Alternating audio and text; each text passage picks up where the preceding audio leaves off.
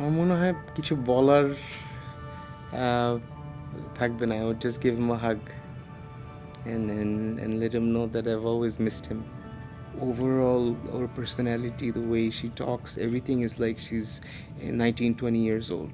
হ্যাঁ, 1988-এ আমরা মুভ করি, তো প্রথম ইনস্টিংক্ট ছিল যে যেহেতু স্কুলে ইংলিশ কথা বলতে হয়, তো চেষ্টা করেছি বাসায় এসে ওটাই ক্যারি করতে, বাট আমার বাসায় স্ট্রিক্টলি নিষেধ ছিল যে কোনোভাবে ইংলিশ বলা যাবে না. আমি 25 বছর থেকে মিউজিক করছি, আমি এখনও সিনে আছি, আমি বাংলাদেশে এসে কাজ করছি, বড় বড় শোজগুলো করছি.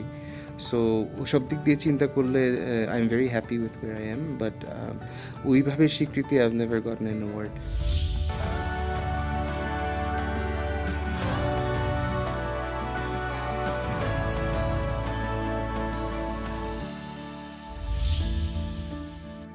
কখনো একপাশে সাগর আর একপাশে বালি রেখে বাংলা গানের ছোট্ট তরিটাকে তিনি ভাসিয়ে দিয়েছেন এক নতুন দিগন্তে.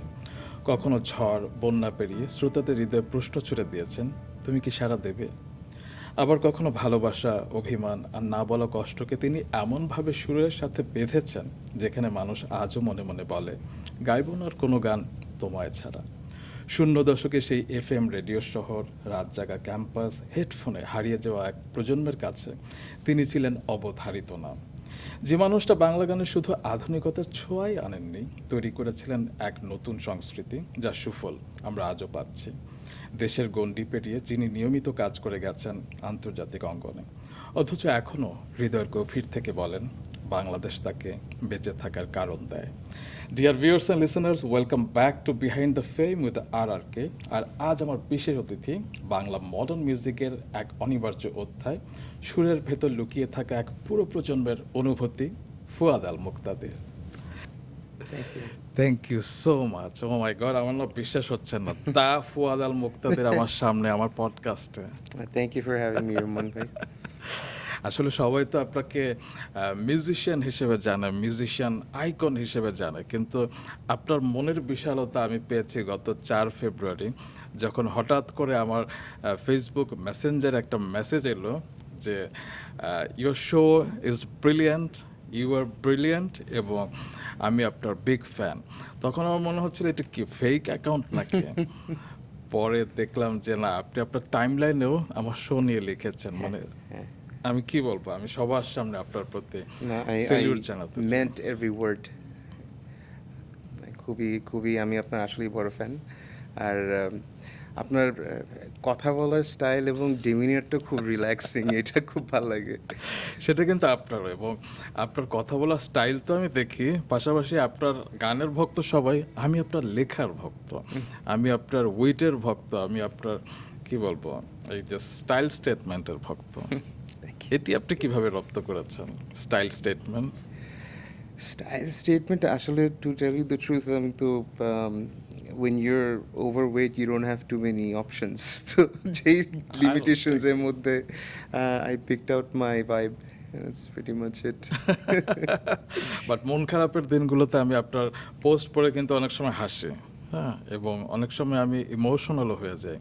যেমন একবার আপনি লিখেছিলেন আপনি এয়ারপোর্ট দিয়ে যাচ্ছিলেন এবং একটি কাপল তার মেয়েকে বিদায় দিচ্ছিল, আপনার বন্ধু নাইমের ভাগ্নি কথা.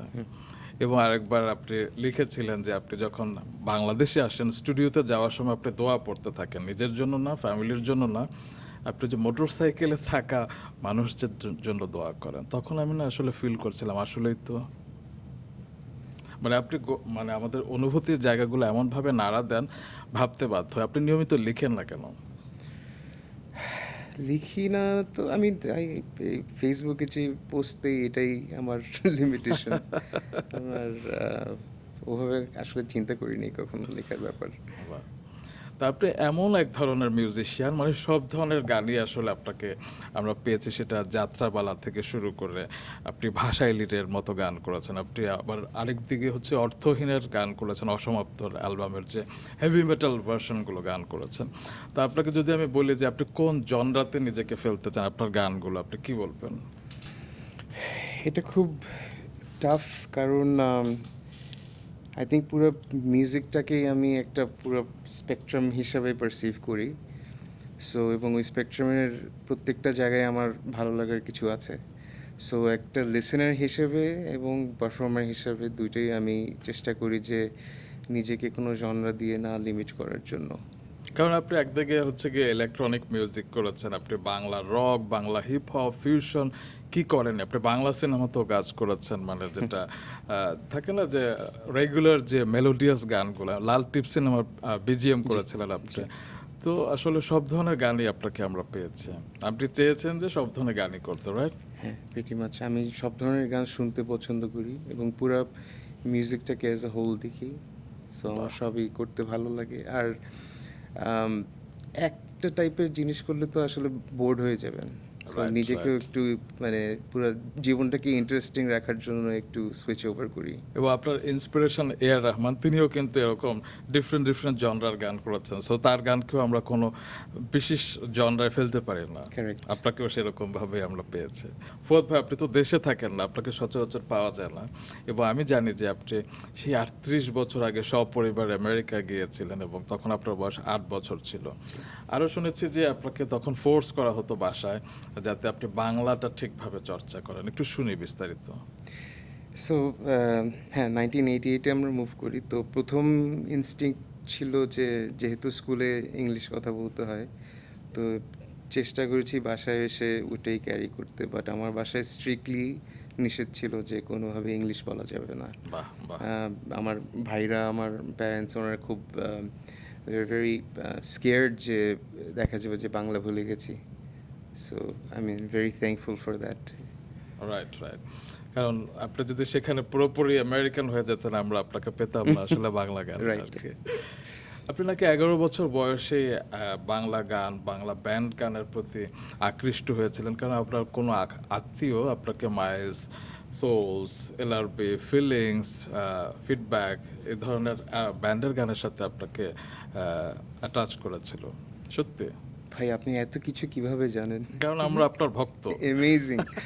হ্যাঁ, তো আমার আমার এক মামা, তো ওনার কাছে ওনার মিউজিক কালেকশন অনেক বিশাল ছিল। তো তখন তো আসলে কালেকশন থাকাটাও একটা বিশাল ব্যাপার। একদম। From heavy metal music to baul music, Bangla band মিউজিকের কালেকশন বেশি ছিল। সো আমি যখন আমার experience with Bangla music until that point was, বাসায় আমার আব্বা রবীন্দ্রসঙ্গীত শুনতেন। তারপরে আমাদের নিউ ইয়র্কের কালচারাল অর্গানাইজেশনসের অনুষ্ঠানে যেসব গান হতো, তো প্রথম যখন শুনলাম Miles, feedback, Warfaze, my mind was blown যে এইভাবে মানে বাংলা ভাষায় এরকম গান হতে পারে। এবং from that point I think up until today in everything I do, আমার মনে হয় ওই ওই প্রথম 4-5টা ব্যান্ডের ইনফ্লুয়েন্স এখনও আছে। বাহ বাহ। তো 12 বছর বয়সে আরেকটি ঘটনা ঘটেছিল, আপনি একটি কিবোর্ড পেয়েছিলেন আপনার আত্মীয়ের কাছ থেকে। কে দিয়েছিল? আমার বড় ভাই রাহাত, আচ্ছা, রাহাত আচ্ছা। আলমুক্তাদির। ও বেসিকলি আমাদের ঝগড়া হয়েছে, তো ঝগড়া হওয়ার পরে আমাকে মনে হয় ও থাপ্পড় দিচ্ছে। তো হি ইজ আ ভেরি সফটি। হ্যাঁ, ওর নিজেই গিল্টি লাগতে থাকে। তো থাপ্পড় টাপ্পড় দেওয়ার পরে আমি তো কান্নাকাটি করলাম। তারপর দেখি যে ও বাসার থেকে বাইরে, 2-3 ঘন্টা পরে একটা দেখি কিবোর্ড কিনে নিয়ে আসছে। ওয়াও। So, মানে আপনি চেয়েছিলেন তার আগে? না না না, আচ্ছা। আমি কোনো মানে জাস্ট র্যান্ডমলি সে কিবোর্ড একটা কিনে নিয়ে এসেছে অ্যান্ড ওখান থেকেই শুরু কিবোর্ড বাজানো। বাহ। এবং তারপর 1993 সালে ঘটে গেল একটি ঘটনা, আপনি একটি ব্যান্ড গড়েছিলেন সেই সময় আর কি, জেফিয়ার বলে একটি জেফার, ব্যান্ড। হ্যাঁ। এবং যেখানে রিচার্ড, মধু, হিমেল, সুমন এবং ফেডরি বলে কয়েকজন ছিল আপনার সাথে। বাহ। তো 6 বছর আপনারা রান করেছিলেন বোধহয়। হ্যাঁ হ্যাঁ, আমি লিটারেলি আমার বয়স তখন 13 ছিল অ্যান্ড ওদের বয়স ছিল 16-17। সো আমি খুবই এক্সাইটেড ছিলাম যে আমার কাছে তো মানে টিনেজার্সদের সাথে হ্যাং আউট করা, আড্ডা মারা, মিউজিক করা ওয়াজ লাইক বিশাল একটা অপরচুনিটি। আর একটা স্টুডিও এনভায়রনমেন্টে গিয়ে তখন তো ড্রামস দেখলেই একদম পুরো এক্সাইটেড হয়ে যেতাম। So it was a huge opportunity for a 13-year-old kid. তো 13 ইয়ার্স ওল্ডেই আপনি ব্যান্ড করেছিলেন, 18 বছর বয়সে আপনার প্রথম অ্যালবাম বেরিয়েছিল যতদূর আমি জানি, মায়া, সেই অ্যালবামটি। আমরা তো এখনও সেই অ্যালবামের গান শুনি, স্পেশালি গতিময় এ শহরের কথা। তো মানে আমরা দুদিন পর পরে এই গানটি শুনি এবং এত একটি আইকনিক গান আপনি করেছিলেন। তো সেই সময় মায়া অ্যালবাম করবার পিছনে তখন কি সিডি আকারে বেরিয়েছিল? সিডি, জি। আচ্ছা, সেই সময় 1000 কপি বোধহয় আপনি সিডি বের করেছিলেন। হ্যাঁ, বাহ ভাই, আপনি অন্য জিনিস। হ্যাঁ, অ্যাকচুয়ালি 1000 কপি ছিল। বাহ, কিভাবে মানে কিভাবে কি করেছিলেন একটু শুনি। তো আমি আর আমার ফ্রেন্ড তখন একটা একটা সফটওয়্যার টেস্টিং, কোয়ালিটি অ্যাসুরেন্সের একটা ক্লাস করছিলাম। তো ওই স্কুলটার পাশে একটা রেকর্ডিং স্টুডিও ছিল। তো আমি ক্লাসে বসে খালি মিউজিক শুনতাম, আমার মন ওই দিকে ছিল। তো একদিন ক্লাসের পরে জাস্ট স্টুডিওতে ঢুকলাম, যে আমি কখনো দেখিনি স্টুডিওর ভিতর কীরকম। তো ঢোকার পরে মালিকের সাথে খুব মানে I tried my best to become friends with him. বললাম যে আমি অনেক ইনস্ট্রুমেন্ট, কিবোর্ড বাজাই, বেস গিটার বাজাই, এটা সেটা। সো ইভেনচুয়ালি সে আমাকে একটা অপরচুনিটি দেয় ওখানে কাজ করার জন্য। সো তখন আমি স্টুডিওর অ্যাক্সেস পাই। তো অ্যাক্সেস তো পাওয়ার পরে জাস্ট গান রেকর্ড করা শুরু করলাম।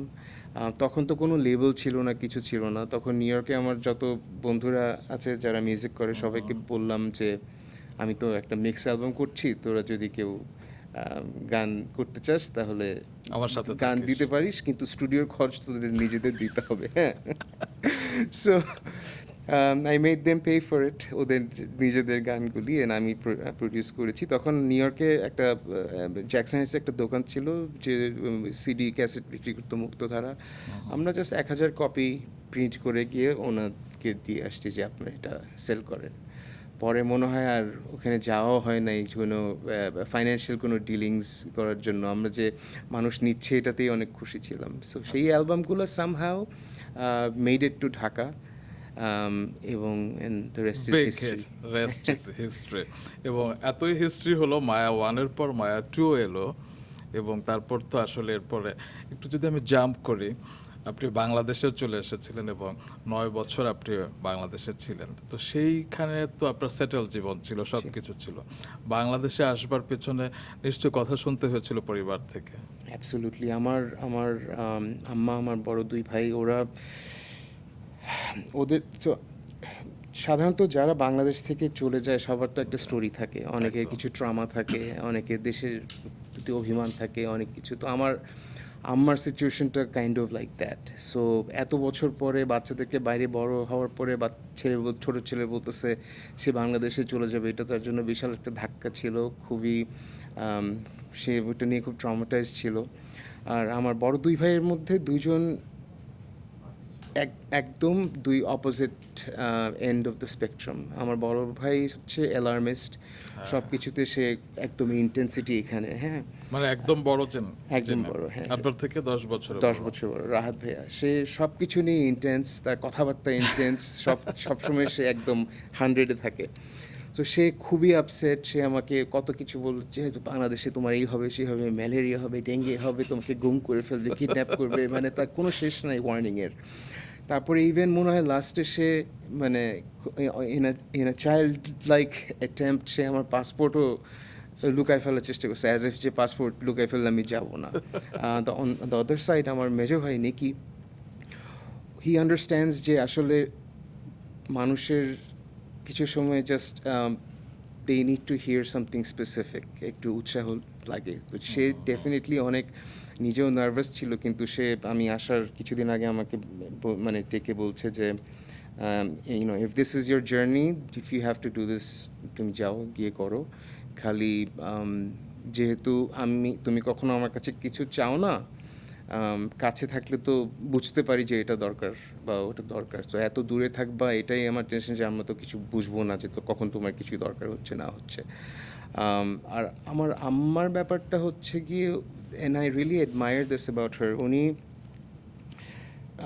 যে কোনো সিচুয়েশন, ট্রমাটিক হোক, খারাপ খবর হোক, ইনিশিয়াল একটা ফেজে সে আপসেট থাকে, তারপরে সে নামাজ পড়ে আল্লাহকে ডেকে সে আল্লাহর হাতে ছেড়ে দেয় সব কিছু।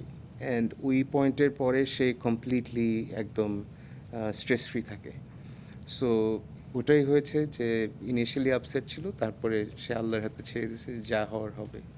তিনি হয়তো মোনাজাতে বলেন যে সব কিছু আমার সন্তানকে তোমার হাতে সঁপে দিলাম, এবং আল্লাহর প্রতি অগাধ বিশ্বাস থেকে সেটি হয়, এবং পরবর্তীতে সেটি কিন্তু সফলভাবে মায়ের দোয়া পূর্ণ হয়।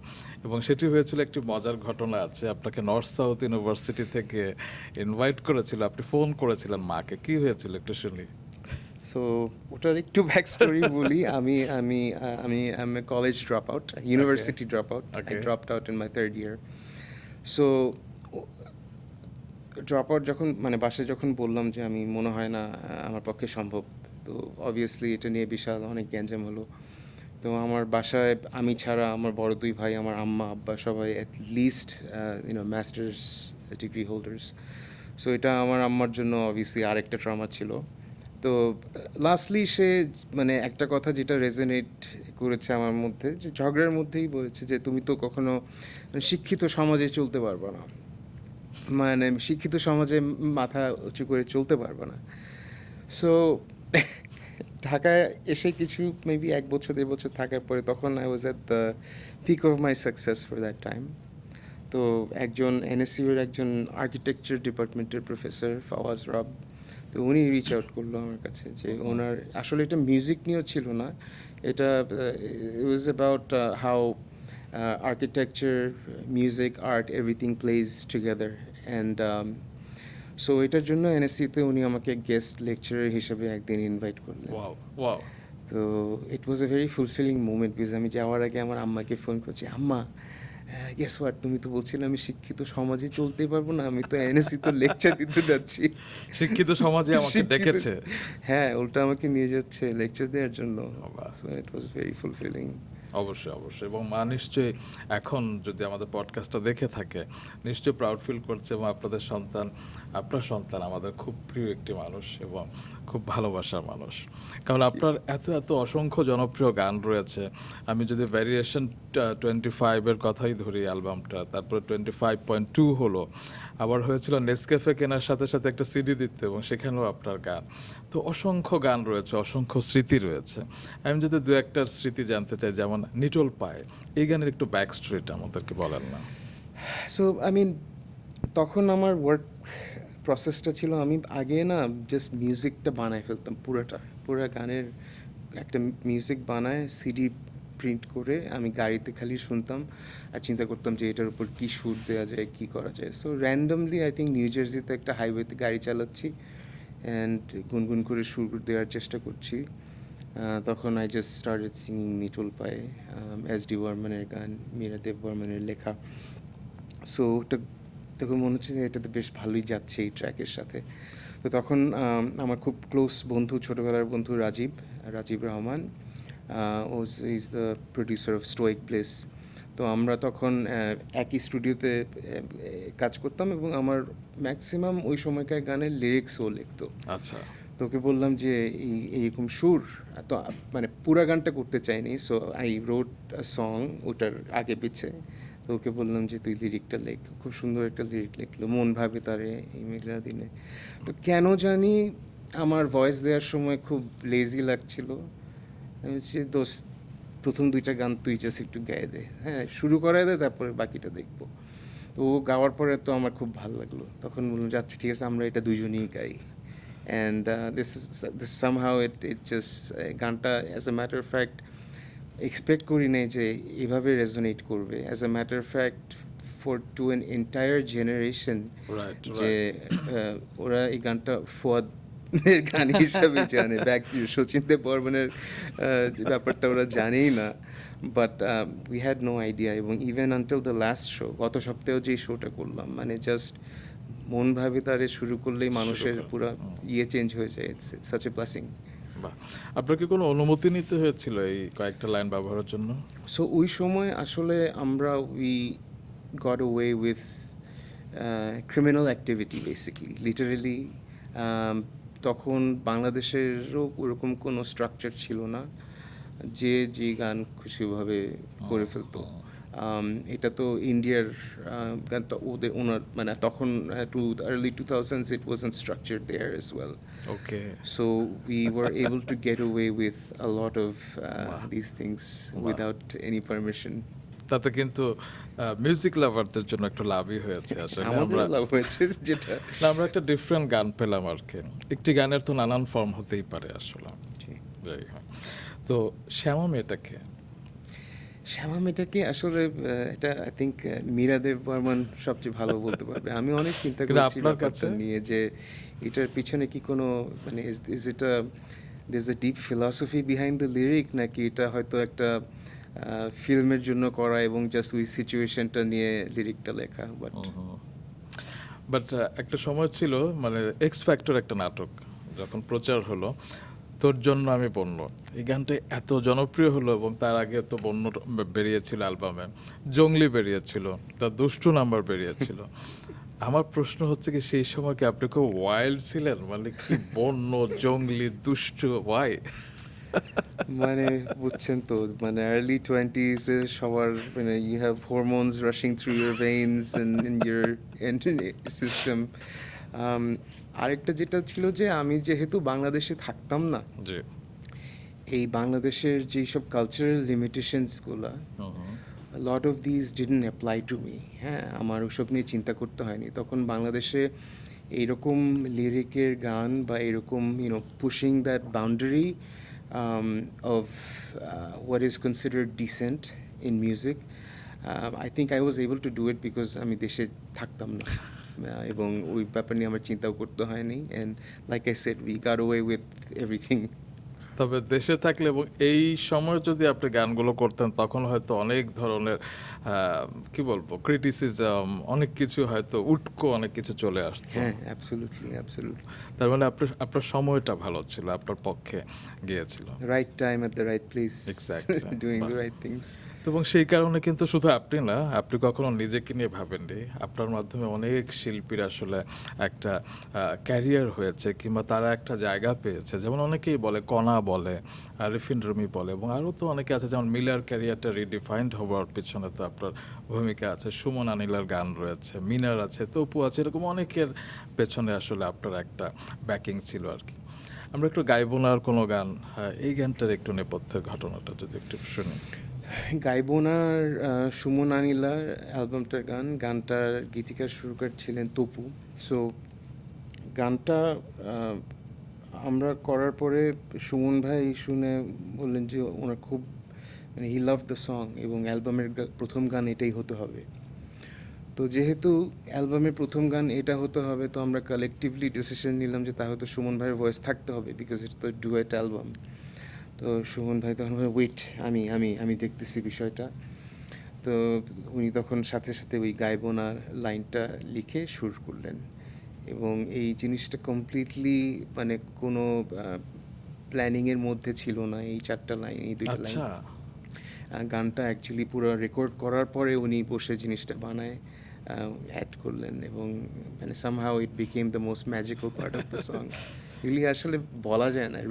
ইন রেট্রোস্পেক্ট অনেক কিছু আমরা ফর্মুলেট করার চেষ্টা করি, but who knows what happened. সেরকমই মিলার কিছু গান যেগুলো ছাড়া একটা সময় হলুদের অনুষ্ঠান হতো না, যে কোনো কালচারাল প্রোগ্রাম হতো না। আসলে মিলার গানগুলো এত বিগ হিট ছিল, তো সেই হিট নাম্বারসগুলোর পেছনে একটু গল্পটা শুনে। মিলার ব্যাপারটা, মিলার সাথে আই থিঙ্ক ও প্রথম অ্যালবাম ছিল যেটা বালাম ভাই করে।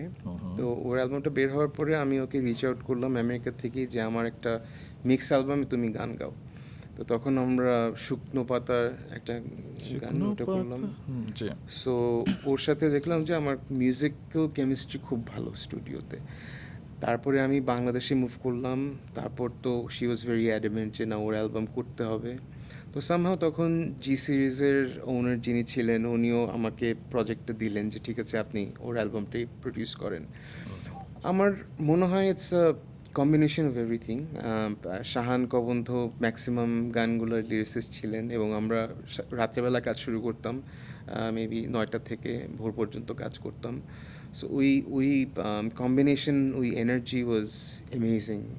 আর আরেকটা জিনিস যেটা মিলার ক্রেডিট বলবো, যে গানগুলা বের হওয়ার পরে বাজারে ও তো অনেক শো করতো, তো মানে পথে ঘাটে গ্রামে সব জায়গায় শো করে আসলে ও অ্যালবামটা মানুষের কানে পৌঁছে দিত। দিয়েছে। হ্যাঁ, সো অবভিয়াসলি গানগুলোর মধ্যেও কিছু ছিল, but she had a lot to do with how everything came out. তবে হচ্ছে লোকগানের একটা ফ্লেভার যে আপনি সেটার সাথে ইস্ট অ্যান্ড ওয়েস্টকে মিক্স করেছেন, যে রূপবানের আছে কোমর দোলাইয়া, কিংবা দোলা দে, কিংবা আপনি বলছিলেন শুকনো পাতা। হয় না যে নজরুল গীতিও আপনি কিছুটা ফিউশন করছেন, আবার লোকগানও কিছুটা ফিউশন করছেন? কোনো ব্যাকল্যাশ কি পেয়েছিলেন সে সময়? একটা খুব ইন্টারেস্টিং ব্ল্যাক ক্লাশ ছিল শুকনো পাতার ব্যাপারে, এবং ওইটা নিয়ে আমি চিন্তা করে এখনও হাসি মাঝে মধ্যে যে একজন মিউজিশিয়ানই, তখন তো ফেসবুকে স্ট্যাটাস দেওয়ার সুযোগ ছিল না, সে কোনো একটা নিউজ পেপারে একটা আর্টিকেল লিখেছে যে হাউ মানে এটা কত বড় একটা অপরাধ যে কাজী নজরুল ইসলামের সুর আমি চেঞ্জ করে ফেলেছি। বাট উনি হয়তো জানতেন না যে ওটা একটা অটোম্যান এম্পায়ারের টার্কিশ গান, যেটা কাজী নজরুল ইসলাম উনি ওই সুরটার উপরেই লিরিকটা লিখেছেন, এবং ওই সুরের উপর তো অনেক উনি অ্যাজ ম্যাটার ফ্যাক্ট একটার বেশি মানে দুইটা বা তিনটা গান করেছেন। সো ওইরকম একটা স্টোরি ছিল যে that was one of the ব্যাকল্যাশেস।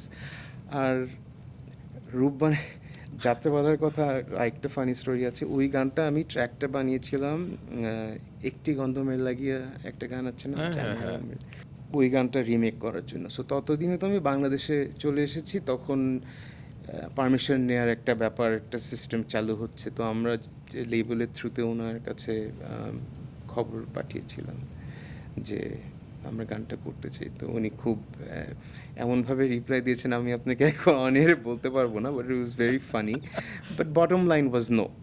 ওকে, তো তখন ওই ট্র্যাকটার উপরে তো আমি ট্র্যাকটা তো অলরেডি ডান, করে ফেলছো। সো তখন ওটার উপর আরেকটা শুরু করলাম সিমিলার। হ্যাঁ, Okay. And then that's how Jatrapala came about. মানে সেরকম ঘটনা যদি এখন হতো, না জানে কি হতো আসলে। হ্যাঁ হ্যাঁ, এখন একদিকে ভালো যে things are more structure, but okay, আরেকটা গান ছিল ভ্রমর কয়োগিয়া, সেটিও একটা লোকগান, এবং সেই গানটিও আপনি যখন করেছেন, এখন দেখে যে সেটা তাজাকিস্তানের সিঙ্গাররা কভার করছে, রোমানিয়ানরা কভার করছে। এটা এটা খুবই মানে instead of feeling violated we were so excited. আর গানটা তো অবভিয়াসলি মানে কয়েকশো বছর পুরানো একটা গান, কিন্তু ওরা আমি মনে হয় কোনো একটা ফোরামে গানটার ইনস্ট্রুমেন্টালটা আপলোড করেছিলাম। হ্যাঁ, সো সামহাও ওরা ইনস্ট্রুমেন্টালটাও পেয়েছে, রিলিজড গানটাও পেয়েছে ভ্রমণ করে গিয়া, অ্যান্ড দেন মানে অ্যাবসোলুটলি ব্রিলিয়েন্ট একটা সিঙ্গার ওদের ভাষায় ওই আমার ট্র্যাকটার উপরেই গানটা রিলিজ করে। তারপর দেখলাম যে আরেকটা দেশের রোমেনিয়ান একটা মেল আর্টিস্ট, ওনার নাম ভুলে গেছি, বাট এরকম মানে এটা কোইন্সিডেন্স যে দুইটা কমপ্লিটলি ডিফারেন্ট দেশে আমাদের এই গানটা এইভাবে নেওয়া হয়েছে আমার মিউজিকটা সহ। সো এটা খুবই এক্সাইটিং। যেটা আমাদের জন্য একটা প্রাউড মোমেন্ট যে বাংলা গানকে এভাবে তারা ধারণ করে নিজেদের মতো করে সেটা ব্যবহার করছেন। আসলে দিন শেষে তো বাংলা গানেরই জয় জয়কার হয়েছে। মানে এটা একদিকে স্যাড যে আমরা আসলে এতই মিডিওকার এবং এতই কনফিডেন্সের অভাব যে আমাদের গান চুরি করলেও আমরা আসলে হোল হার্টেডলি খুশি হই, প্রাউড হই যে গেলেই তো হলো ভাই। কণা আমাকে সেদিন বলছিল যে আমার ক্যারিয়ারে ফুয়াদ ভাইয়ের ভূমিকা অনেক অনেক বেশি, কারণ শুরুতে যখন বরসা গানটি কণা করে, কণাও নিজেকে এত ট্রাস্ট করতে পারেনি যতটা আপনি করেছিলেন। তখন তো মানে মিলার অ্যালবাম মাত্র বের হলো, শিরিনের অ্যালবাম, শিরিন মনে হয় পাঞ্জাবিওয়ালা তখন বেরিয়েছে। সো কণার ইচ্ছা ছিল যে ও ওইরকম অনেক আপবিট হাইপের গান করবে যেগুলা গায়ে মঞ্চে করা যাবে। তো আমি ওকে তখন যেটা বোঝানোর চেষ্টা করেছি যে ওই ক্যারেক্টারটা তোমার না, আমি তো স্টুডিওতে বানাই দিতে পারবো, হ্যাঁ it will sound okay, but ওই গানটা নিয়ে তো তুমি ডেলিভার করতে পারবো না, বিকজ তোমার অরাটা খুব মানে সুইট একটা মানুষ, একটু তোমার আর একটু মিনিংফুল গান করা উচিত, আর একটু প্রোফাউন্ড গান করা উচিত যেটা তোমার সাথে যায়। তো ওটা নিয়ে তো অনেক কান্নাকাটি। এখন আমাকে তো মানে আমার পার্সপেক্টিভটা ছিল যে আপনি ধরেন আমার কাছে আসছেন, আমাকে আমার উপর বিশ্বাস করে যে আমি একটা জিনিস আপনাকে বানাই দিব। সো আমার পার্সপেক্টিভটাই তো আমার এখানে খাটাতে হবে। আরও 5 জনের কথা শুনলে তো পুরো জিনিসটা ডাইলুটেড হয়ে যাবে, তখন খারাপ হলেও ওটাও আমার দোষ হবে। প্লাস আমি ক্লেমও করতে পারবো না যে I did my best. So তখন কণা একবার রাফার কাছে যায়, রাফাকে বুঝায় যে ফুয়াদ ভাইকে বুঝাও, আরেকবার একে ধরে তাকে ধরে। ফাইনালি তো যুদ্ধে ও জিতলো না, আমি জিতলাম। আমি আমার মতন গান করে দিয়েছি, বললাম যে তুমি করলে এভাবে করো। তো রিলিজের সময় আসলে ওকে আমি ওই দিন তো আমাদের যেতে হবে, কথা বন্ধ, কিন্তু ওইখানে গিয়ে হেসে ছবি তুলতে হবে। ও, আপনাদের কথাও বন্ধ ছিল? হ্যাঁ, মানে আমরা খুবই মানে একটা টক্সিক ব্যাপার হয়ে বাট আমি বলছি রিলিজের পর যে অ্যাটলিস্ট 3 মাস বা 6 মাস তোমাকে আমি দেখতেও চাই না, হ্যাঁ তুমি আমার স্টুডিওর আশেপাশেও আসবে না। But one day you'll realize যে এটা রাইট ডিসিশন ছিল। আমার পা ছুঁয়ে সালাম করবো, এটাও বলছিলেন বোধহয়। না, এটা ও অ্যাড করছে, আমি এটা বলি নাই। বাট হ্যাঁ, হয়তো মানে আমার বিহেভিয়ার তখন একটু টক্সিক বা একটু অ্যারোগেন্ট হতে পারে, বাট আই ফেল্ট ইট যে this is the right decision. এবং ও এখন পর্যন্ত বলে যে I think that album set the tone. ওর ক্যারিয়ারের শুরুটা এক ধরনের হয়েছে, and she feels like it was a very sophisticated start for her journey. অবশ্যই অবশ্যই। এবং পরবর্তীতে কিন্তু কণা যেটা চেয়েছিল সেটা আপনি করেছেন। বেশ কিছু প্যাপি নাম্বার করেছেন, বেশ কিছু গান করেছেন যেটা স্টেজেও করা যায়। সিনেমাতেও বোধহয় আপনি তার জন্য গান করেছেন, এসো না এত যে কাছে, স্পিড সিনেমা একটা গান ছিল। নিজেও হ্যাঁ হ্যাঁ রাইট। এই গানটা আমি প্রায় শুনি। যাই হোক, তো একসময় আমাকে আমাদের প্রয়াত চলচ্চিত্র অভিনেত্রী দ্বিতীয় আপা বলছিল যে আপনি তার জন্য একটি গান করার প্রস্তুতি নিচ্ছিলেন, পরবর্তীতে গানটি হয়েছিল।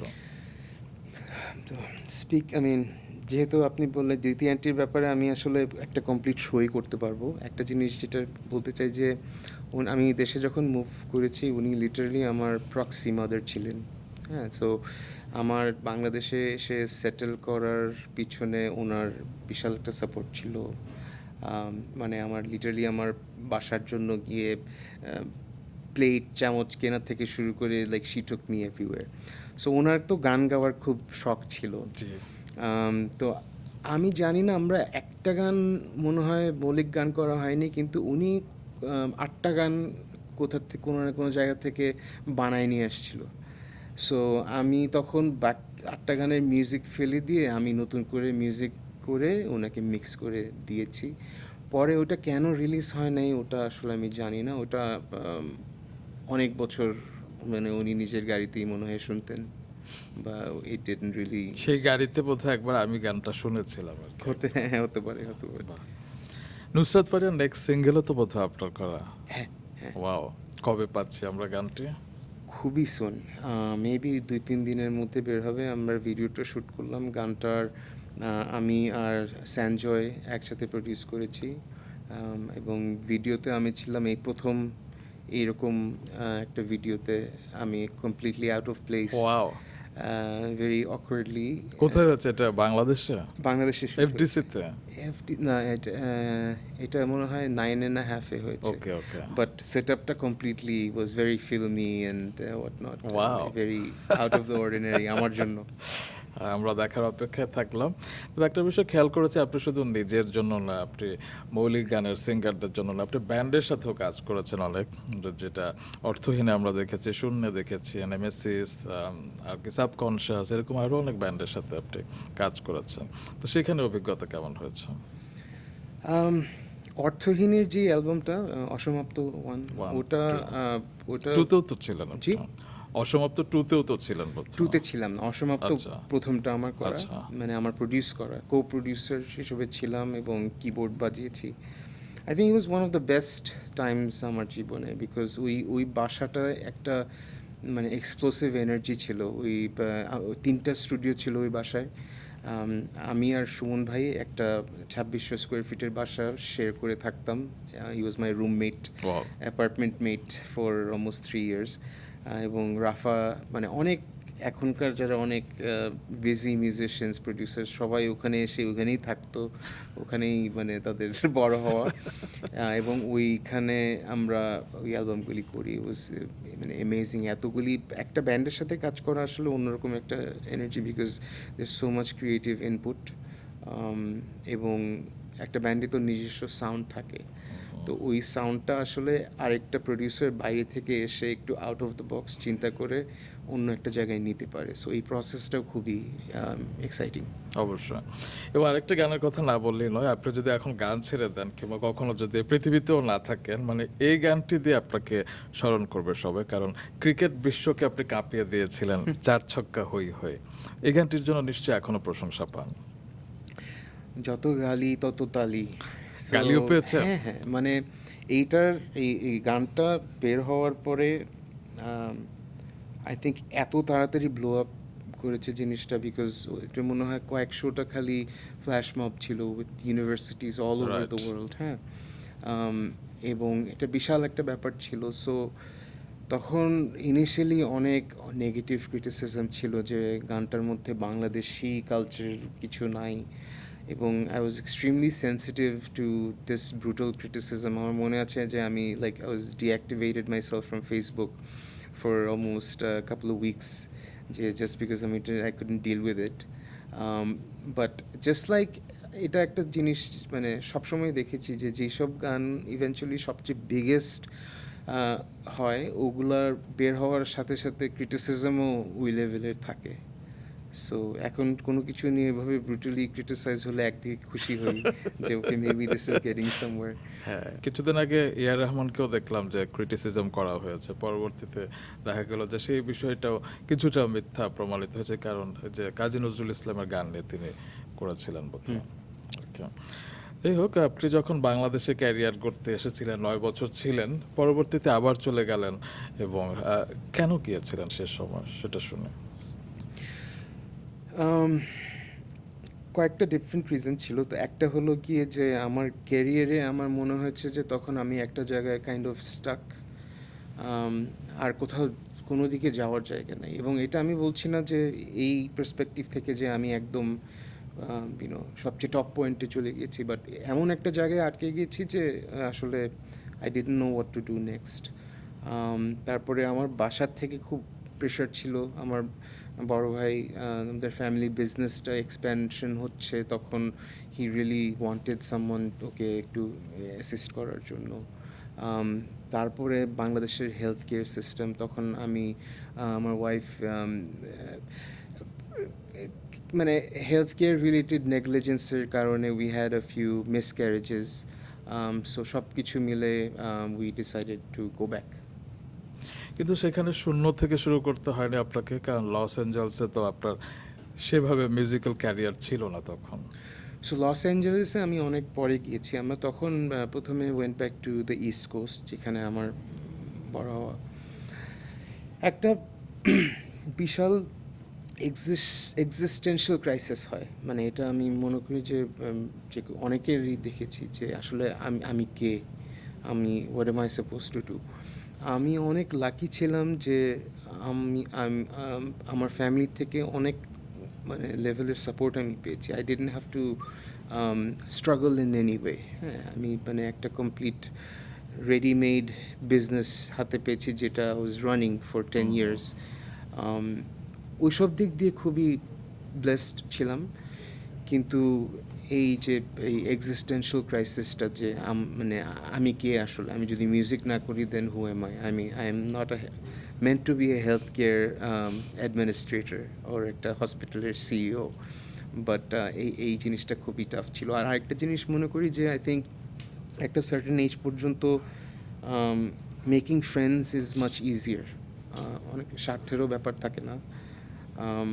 একটা এজের পরে it's very difficult making new friends. যদিও আমার ছোটোবেলার ফ্রেন্ডরা ছিল ইস্ট কোস্টে, এখনও it's very extremely hard for me to make friends and নতুন করে ওই জিনিসটা, ওই প্রসেসটা একদমই নিতে পারি না। So it was very hard. এখন কি ক্যালিফোর্নিয়াতে থাকেন? এখন ক্যালিফোর্নিয়াতে থাকি। আমি খেয়াল করেছি যে আপনি বাংলাদেশে প্রতি বছর 6-7 বার আপনি আসেন আর কি। তো ঢাকাকে কতটা মিস করেন? কিংবা ঢাকা আপনাকে কতটা টানে যখন আপনি ক্যালিফোর্নিয়াতে থাকেন? ঢাকাকে কতখানি মিস করি? Dhaka gives me purpose. ঢাকায় আসলে I get reminded of who I am. আর ঢাকায় আসার পিছনে মেইন জিনিসটা ইজ ওয়ার্ক রিলেটেড। আমি অ্যাকচুয়ালি আই কাউন্টেড, আমি গত 14 মান্থসে 8বার আসছি। So every 6 to 8 weeks I had to travel to Dhaka কাজের জন্য। আমি শুনেছি যে 13 ঘন্টার নোটিশেও আপনি চলে আসেন। হ্যাঁ, এরকম as a matter of fact এই ডিসেম্বর এটা হয়েছে যে আগের দিন রাত্রে 11টার সময় আমাকে আমার ম্যানেজার এখান থেকে জানিয়েছে যে আপনার কালকে দুপুরে আপনার ফ্লাইটে উঠতে হবে। সো এটা মানে Dhaka is always it's my place. And এই জিনিসটা অলসো আই মাস্ট সে যে আমি যে এত আসি, আমার আই এম ভেরি লাকি যে আমার মাই ওয়াইফ ইজ মানে প্রফেশনালি যেরকম কম্পিটেন্ট, সে বাসায়ও as a mother she is equally in control and she text care of everything. And এই যে বছরে the half of the year আমি ঢাকাই তো, সো তখন তো তার মানে সিঙ্গল মাদার হিসাবেই অপারেট করতে হয়।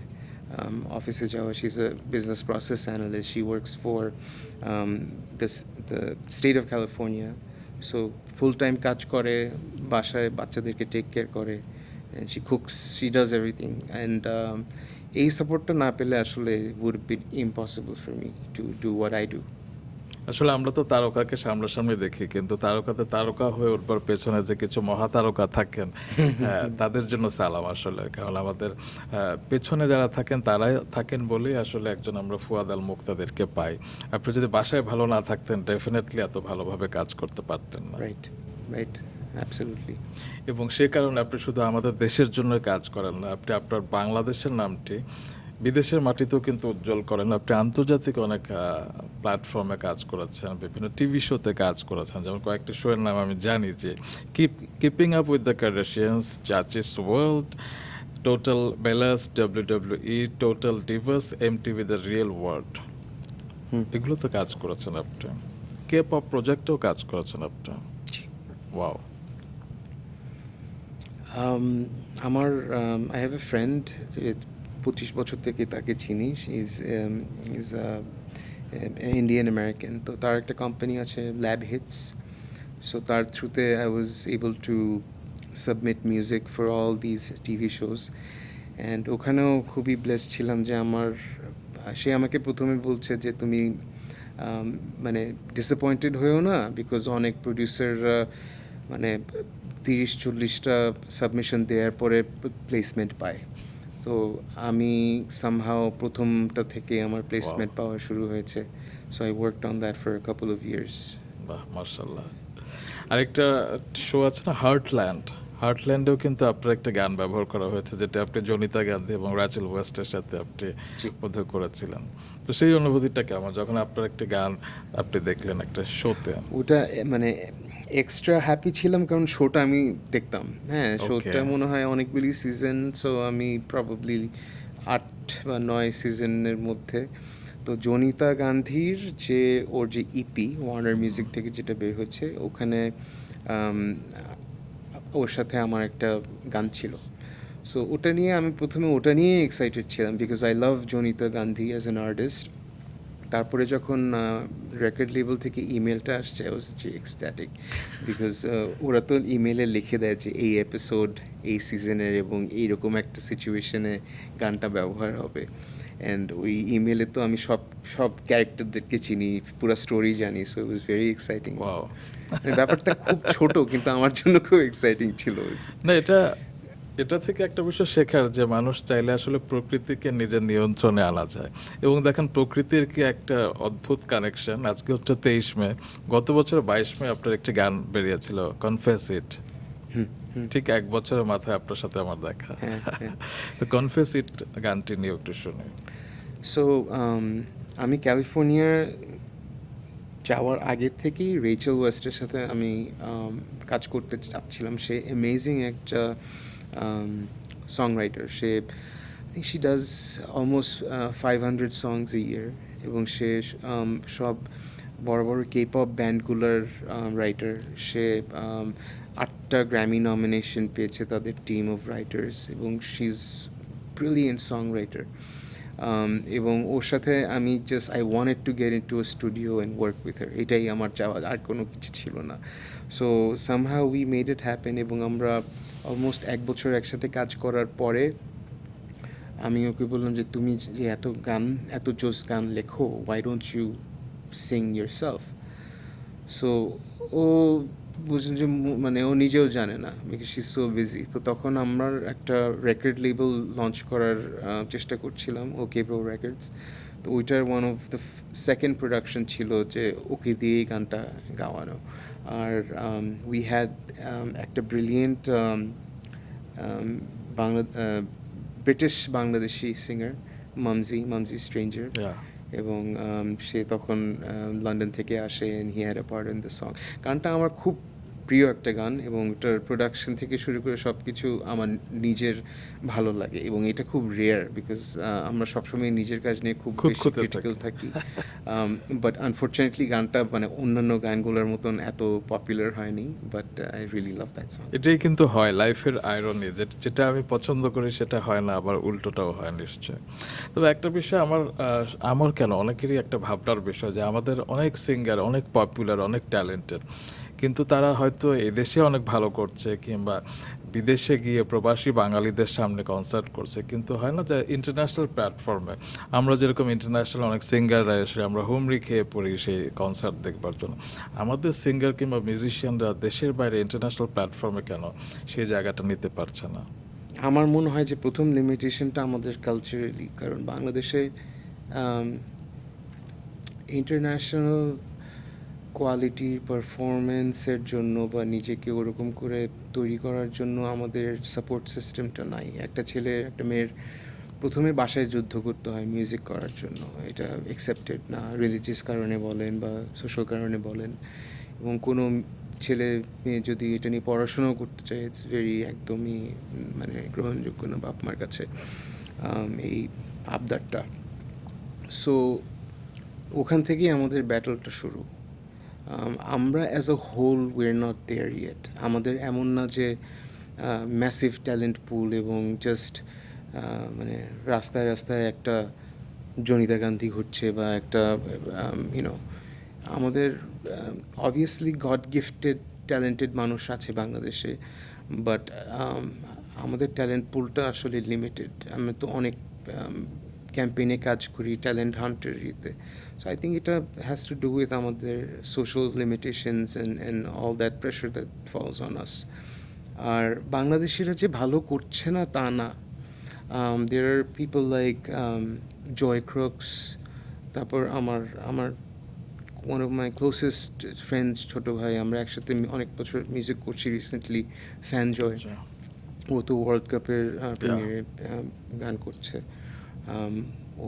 ওর লাস্ট মনে হয় পুরো সাউথ এশিয়ার মানে টপ 3টা বা 4টা গান মানে গ্লোবাল হিটস ওর প্রডিউস করা, নোরা ফাতেহির সাথে, তারপর বাদশার সাথে, গুরু রান্দাওয়ার সাথে। সো বাংলাদেশিরা যে ভালো করছে না তা না, হয়তো ধীরে ধীরে হচ্ছে আর কি, ধীরে ধীরে হচ্ছে। আমাদের generation we probably miss the boat, but I think the young kids are gonna be just fine.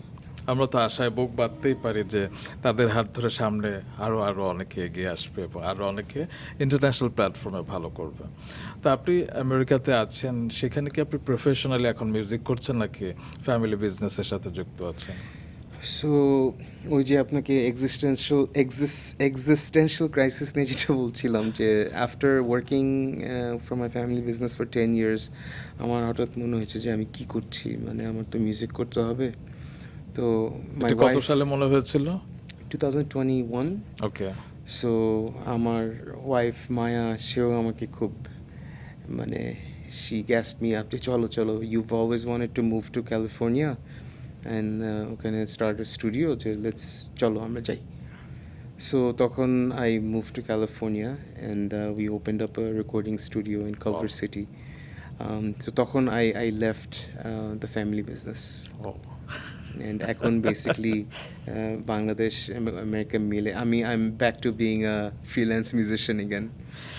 যেহেতু এখন আগের মতো অ্যালবাম বের হয় না, অনেকে ভাবে যে আপনি কাজ করেন না, কিন্তু আমি যতদূর জানি আপনি রেগুলার টিভিসি কিংবা কর্পোরেট সংগুলো আপনি করে থাকেন, রাইট?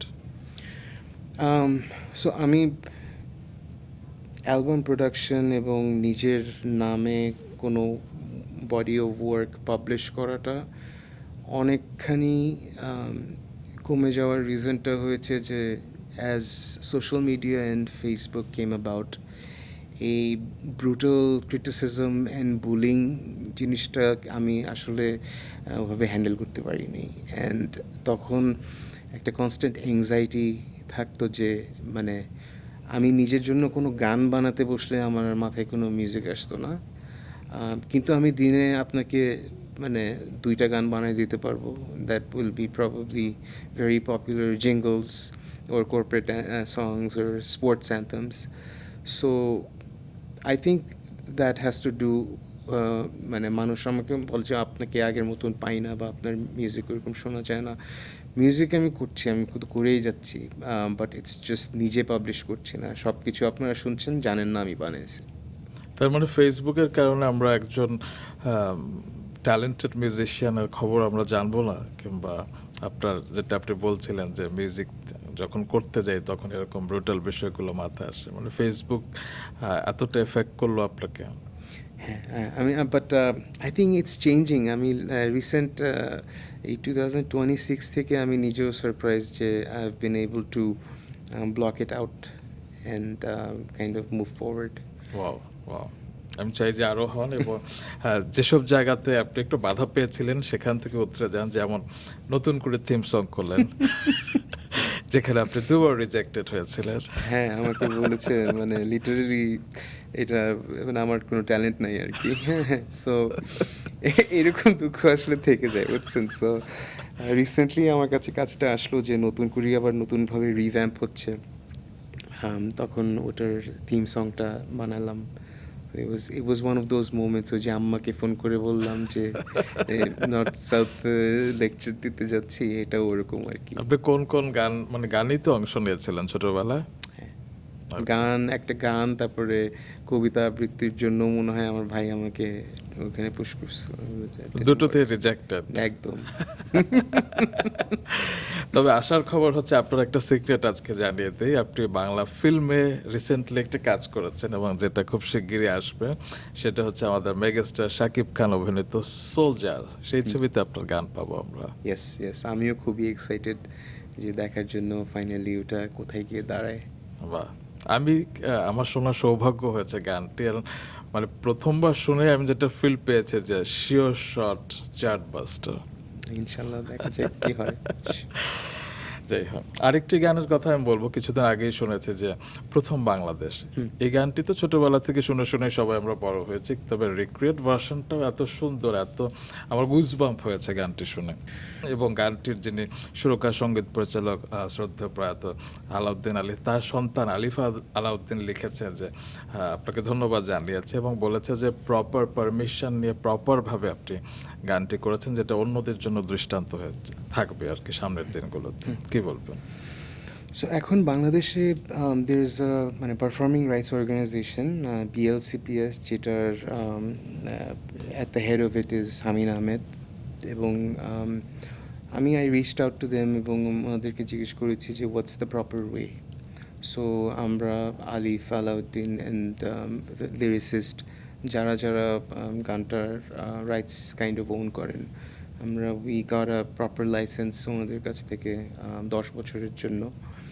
আর এই গানটা আসলে আমরা সবাই ছোটোবেলায় শুনেছি। সো আনফর্চুনেটলি আমাদের দেশে তো সব কিছু হাইলি পলিটিসাইজড হয়ে যায়, সো গান আর গান থাকে না, everything gets tagged into something.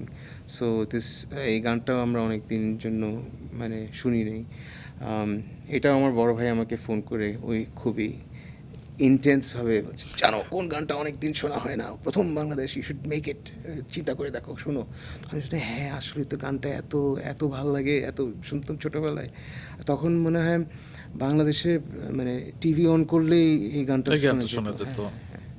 প্রয়াত শাহনাজ রহমতুল্লাহর গাওয়া গান, এবং এই গানের মাধ্যমে আপনি শুধু একটা নতুন গান করেননি, আপনি তাদেরকে ট্রিবিউট করেছেন, এবং নতুন প্রজন্মের অনেকে কিন্তু এই শাহনাজ রহমতুল্লাহ, আলাউদ্দিন আলী নামগুলো আসলে ধারণ করতে পেরেছে, যেটি আমার খুব ভালো লেগেছে।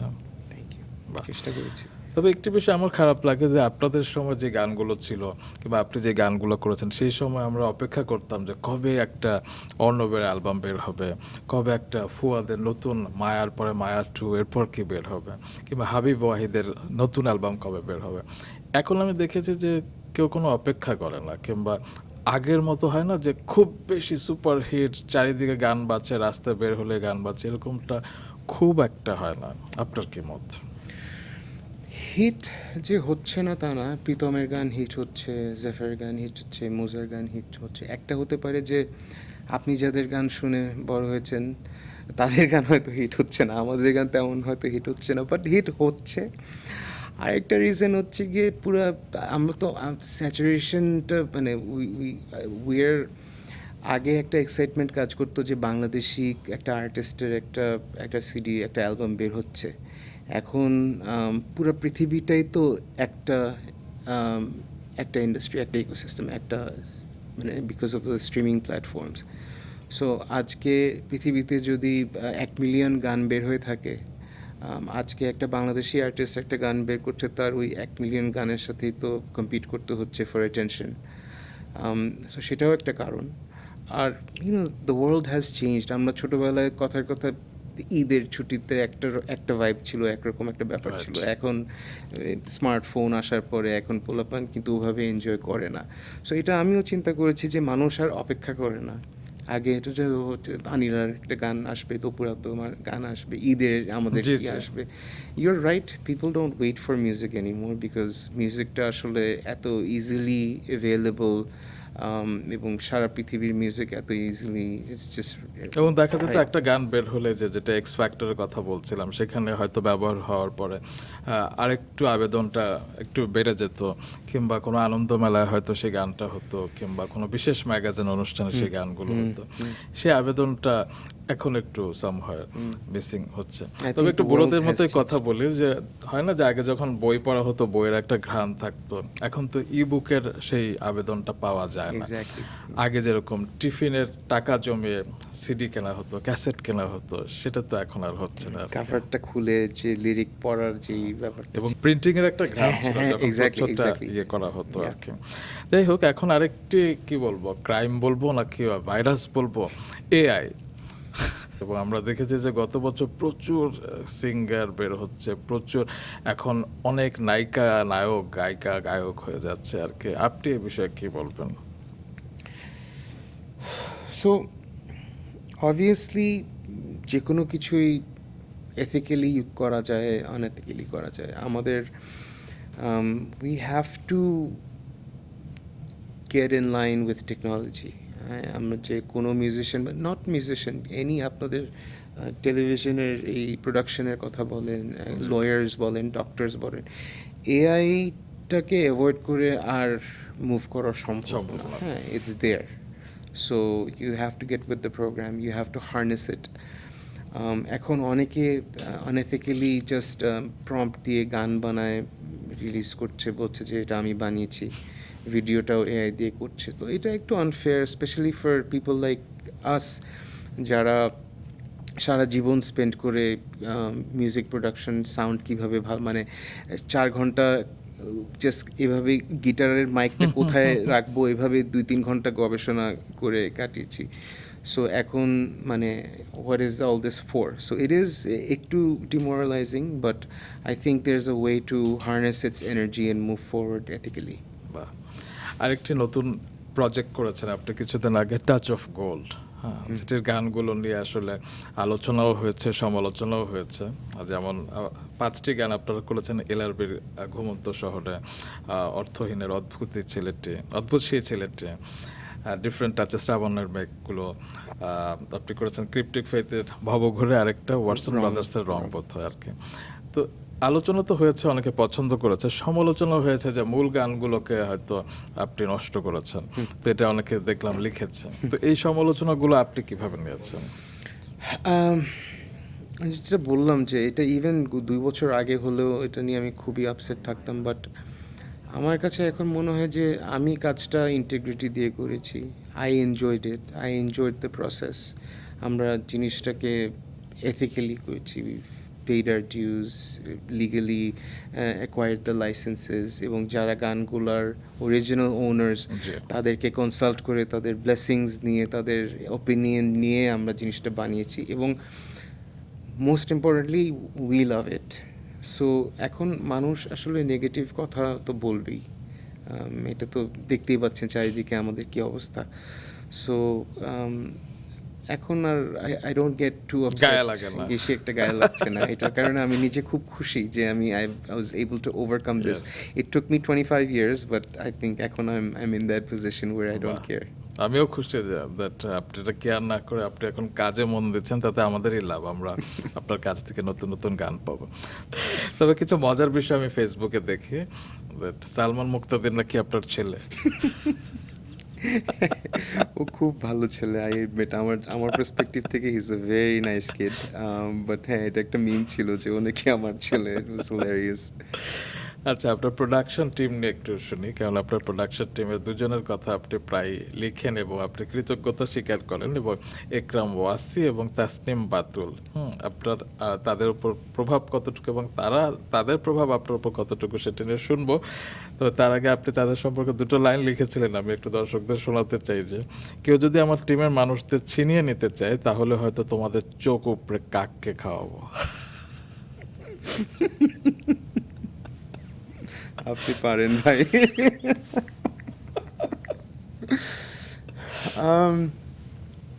আসলে এখন না, মানে মানুষ কাউকে নিয়ে খুব বেশি প্রশংসা করতেও ভয় লাগে, মনে হয় যে নজর নজর লেগে যাবে। যাবে। বা আমি আরেকটা জিনিস নোটিস করেছি যে আমি কখনো বেশি প্রজেক্ট করলে তখন মানুষ ওই পার্টিকুলার মানুষদেরকে পোচ করার চেষ্টা করে, হ্যাঁ। সো এই কারণে স্ট্যাটাসটা দিয়েছি। ওয়াসি, বাতুল দুইজনই আমার টিমের very integral part of my team. আমরা literally we work together on a daily basis. আমাদের লিটারালি গত পরশুর কোনো চ্যাট লগে কোনো, মানে গত পরশুর একটা মেসেজ খুঁজে বের করা যাবে না, বিকজ ইটস সো মেনি। আমরা তিনজন, we have a very good মানে collaboration going on, and I think I was able to, ওরা তো নিজেরাই খুব ট্যালেন্টেড, বাট আমার সাথে কাজ করে আমি ওদেরকে একটু আমার রিকোয়ারমেন্ট অনুযায়ী ওদেরকে ট্রেন করতে পেরেছি to a certain extent. So I think we are in a great place, এবং it would be very difficult আমার জন্য বাইরে থেকে এখানে কাজটা করা যদি এই জিনিসটা না থাকতো। এবং লাইক আই সেড, দের দুজনেই খুবই talented at what they do. অবশ্যই, আমি চাই শেষ পর্যন্ত আপনারা একে অপরের সাথে থাকেন, এবং তাতে কিন্তু হয় না ত্রিরত্ন হয়ে থাকবে, এবং আসলে সেটা আমাদের জন্য অনেক লাভ, মিউজিকের জন্য অনেক লাভ। এবার সেই প্রসঙ্গে একটু কথা বলতে চাই, যে প্রসঙ্গে আসলে আমরা সবাই খুব ব্যথিত হয়েছিলাম, কষ্ট পেয়েছিলাম এবং আপনার জন্য চিন্তা করেছিলাম। 2017 সালে আপনার শরীরে প্যাপিলারি কার্সিনোমা এরকম নামে একটি থাইরয়েড ক্যান্সার আপনার শরীরে দানা বেঁধেছিল, এবং আমি শুনেছিলাম এটা দুই ধরনের থাইরয়েড ক্যান্সার, একটি তো থাইরয়েড ক্যান্সার, আরেকটি থাইরয়েড ক্যান্সার আরেকটি ফর্ম বোধ হয়, যেটা সেই সময় গত 5 বছরে আমেরিকাতে 20 জনের হয়েছিল এবং আপনি তাদের একজন। মানে এটা আমার কোনো সিমটম ছিল না, একদম বাই অ্যাক্সিডেন্ট জিনিসটা বের হয়ে আসছে। লিটারেলি আমি একটা বারবারের কাছে যেতাম, সে ইভেন হোয়াট নট, সে ইংলিশ বলতে পারতো না, হিসপ্যানিক গাই। সো সে একদিন আমাকে জাস্ট বলছে যে এরকম এরকম, বোঝাচ্ছে আমার মুখ একটু সোলেন। তো আসলে ওরকম সোলেন ছিল না, বাট আমি তো একটু ওভার থিঙ্কার, তো আমি বাসায় গিয়ে খালি চিন্তা করছি যে হোয়াটস গোয়িং অন, সোলেন কেন। তো তখন আই রিয়েলাইজড আমার এখানে I have a সোলেন lymph node. তো আমার ডাক্তারকে গিয়ে বললাম, ফ্যামিলি ডক্টরকে, যে আমাকে I want a ultrasound, send me for tastes. তো তখন অনেক টেস্ট করে মানে যেই কারণে গিয়েছি ওটা কিছুই ছিল না, I probably had some sort of N infection, but তখন ওরা দেখে যে আমার থাইরয়েডে দের সাম ক্যালসিফিকেশন। আমার বায়োপসি 3বার হয়, 3বারই নেগেটিভ আসে, কিন্তু ফর্চুনেটলি ফর মি আমার যে এন্ডোক্রাইনোলজিস্ট ছিলেন উনি বারবার আমাকে আবার পাঠিয়েছেন যে না আমার স্ক্যানগুলো দেখে মনে হচ্ছে যে দের ইজ সামথিং, তুমি আবার করো আবার করো। আর আমারও মন বলছিল যে দের ইজ সামথিং, মানে আমিও শান্তি পাচ্ছিলাম না। সাধারণত একটা বায়োপসির নেগেটিভ রিপোর্ট পাওয়ার সাথে সাথে তো মানুষ খুব কম হয়ে যায়, আমার ওই জিনিসটা আসছিল না। সো আফটার 3টা বায়োপসি ফাইনালি ইট কেম আউট যে আই ডু হ্যাভ ক্যান্সার। এবং ক্যান্সারটা 2টা টাইপের, থাইরয়েড ক্যান্সার একসাথে হওয়াটা এত রেয়ার ছিল, আপনি যেটা বললেন যে only a handful of people had it. But এটা আমার জন্য একটা ব্লেসিং হিসাবেও কাজ করেছে, বিকজ আমি যেই হসপিটাল, যেই মেডিকেল সিস্টেমে আমার অপারেশনটা হয়, আই ওয়াজ মানে হাই ভ্যালিউ পেশেন্ট, বিকজ সবাই এটা নিয়ে খুবই মানে ইনভলভ ছিল। Such a rare case. I've got the মানে best doctors on board in the team, এবং খুব কম সময়ের মধ্যে মানে লিটারেলি ডায়াগনোসিস থেকে 7-8 দিনের মধ্যে আমার I had a total thyroidectomy. তখন মনে হয়নি যে আপনার শারীরিক এই সংগ্রামের থেকে মানসিক সংগ্রামটা অনেক বেশি, যে আমারই কেন এই রেয়ার ডিজিজটা হলো, যেখানে আপনার বাচ্চা তখন মাত্র 2 বছরের? টু বি ভেরি অনেস্ট, এই পুরো প্রসেসটা আমার থেকে আমার ফ্যামিলির জন্য অনেক বেশি টাফ ছিল। আমি যখন এই 3টা বায়োপসির প্রসেসে যাচ্ছি বারবার যেতে, এবং একবার তো আপনার 3-4 সপ্তাহ ওয়েট করতে হয়, হ্যাঁ। সো ওই প্রসেসে আমার অ্যাংজাইটি এত বেশি ছিল, তখন I asked my doctor for anxiety medication to control my anxiety. So to be very honest, because of that পুরো প্রসেসটা আমার জন্য মেন্টালি অনেক ইজি ছিল। আমি I was not very bothered, I just felt like it's going to be okay. আর জিনিসটা অনেক আর্লি স্টেজে ক্যাচ করেছে, সো বাট আমার ফ্যামিলির উপর দিয়ে অনেক it was very very very hard for them. আজকে 23 মে, আর 3 দিন পর হচ্ছে 26শে মে। 2019 সালে 26শে মে আপনি জানিয়েছিলেন যে আপনি ক্যান্সার মুক্ত হয়েছেন, এবং তারপর we felt like oh god, thanks to Allah. Almost 9 বছর হয়ে গেল। সে সময় আসলে পরিবার, আপনি যেটা বলছিলেন পরিবারের উপর দিয়ে অনেক কিছু গিয়েছিল, আপনি পরিবারে কতটুকু সাপোর্ট পেয়েছিলেন সে সময়? মানে আমার যেদিন আমাকে ডাক্তার যেদিন তখন ফোন করে বলে যে হ্যাঁ ইনডিড ইট ইজ ক্যান্সার, তো আমি তো সাথে সাথে আমার বড় 2 ভাইকে টেক্সট করলাম। আমরা ডিসাইড করছিলাম যে আম্মাকে কীভাবে বলবো। তো উইদিন আমার বড় দে আর ভেরি বিজি, হ্যাঁ, ওদের জবস অ্যান্ড বিজনেস নিয়ে ওদের সাথে আমার খুব কম দেখা হতো। তো সাথে সাথে এভরিবাডি ড্রপড এভরিথিং, এন্ড আমার বাসা সাউথ জার্সিতে, ওদের বাসা থেকে ধরেন 3 ঘন্টার ড্রাইভ। সাথে সাথে দেখি আমার বড় ভাইরা, ওদের family, all my নেফিউজ and niches, আম্মা সবাই আমাদের বাসায়। আমার কাছে মনে হচ্ছে ওটা একটা মানে খুব ফেস্টিভ ব্যাপার ইন ইন ইন এখন চিন্তা করলে। বাট অবশ্যই সাপোর্ট ছিল, এবং সাপোর্টটার জন্যই আসলে সব কিছু হ্যান্ডেল করার সুযোগ হয়েছে। আমার বড় ভাবি, সে মানে কী বলে কি নাছোড়বান্দা, শি ইজ ভেরি পারসিস্টেন্ট, হ্যাঁ। মানে কিছু মানুষ আছে না যে কোন একটা জিনিস নিয়ে সে লক্ষ্যে যে, সো একটা খুব হাইলি সট আফটার সার্জন, যার অফিসে ফোন করে যে মানে প্রথম অ্যাপয়েন্টমেন্টটা করব সেটাও করার সুযোগ হচ্ছে না, কিন্তু সে সামহাও মানে সে মনে হয় 500 বার ফোন করছে। লাস্টে ওই সার্জনের অফিস থেকে মানে দেওয়ার প্রবলি বাবারে ভাই, আর এই ঠিক আছে, এই this is here's the appointment. So এরকম সবাই everyone did as much as they could, but এটা একটু ফানি দেখে এটা পার্টিকুলারলি বললাম। বাট হ্যাঁ, ফ্যামিলির সাপোর্টটাই আসলে মেইন তখন। তবে জীবন যুদ্ধে আপনাকে বোধহয় বারবারই এরকম পরীক্ষা দিতে হয়েছে, বা আপনি ফাইটারের মতো প্রত্যেকবারই বের হয়ে এসেছেন। 2023 সালে আপনি হার্ট অ্যাটাকেরও শিকার হয়েছিলেন। সো আমার হার্ট অ্যাটাক হয়নি। এটা মানে পত্রিকায় এসেছিল। হ্যাঁ, এটা একটু ডিপ, মানে যেটা হয়েছে, হার্ট সার্জারি হয়েছিল। হ্যাঁ, I had open heart surgery, আমার ডাবল বাইপাস হয়েছে এবং একটা ভ্যালভের কী জানি, বেসিক্যালি ইটস লাইক হচ্ছে গাড়ি মেকানিকের কাছে নিয়ে যাওয়ার পরে মেকানিক লাস্টে বলেন যে ওইটা সমস্যা ছিল, ওইটাও ঠিক করে দিয়েছি। আমি লিটারেলি সার্জারি থেকে যখন জ্ঞান ফিরে তখন আমার সার্জন বলছিল যে তোমার ভ্যালভে একটা সমস্যা ছিল, ওটা আমি ঠিক করে দিয়েছি। So but I had gone in because I was born with a congenital issue. আমার হার্টের ডিফেক্ট ছিল একটা, কোনো রকমের, খুব এগেন খুবই রেয়ার।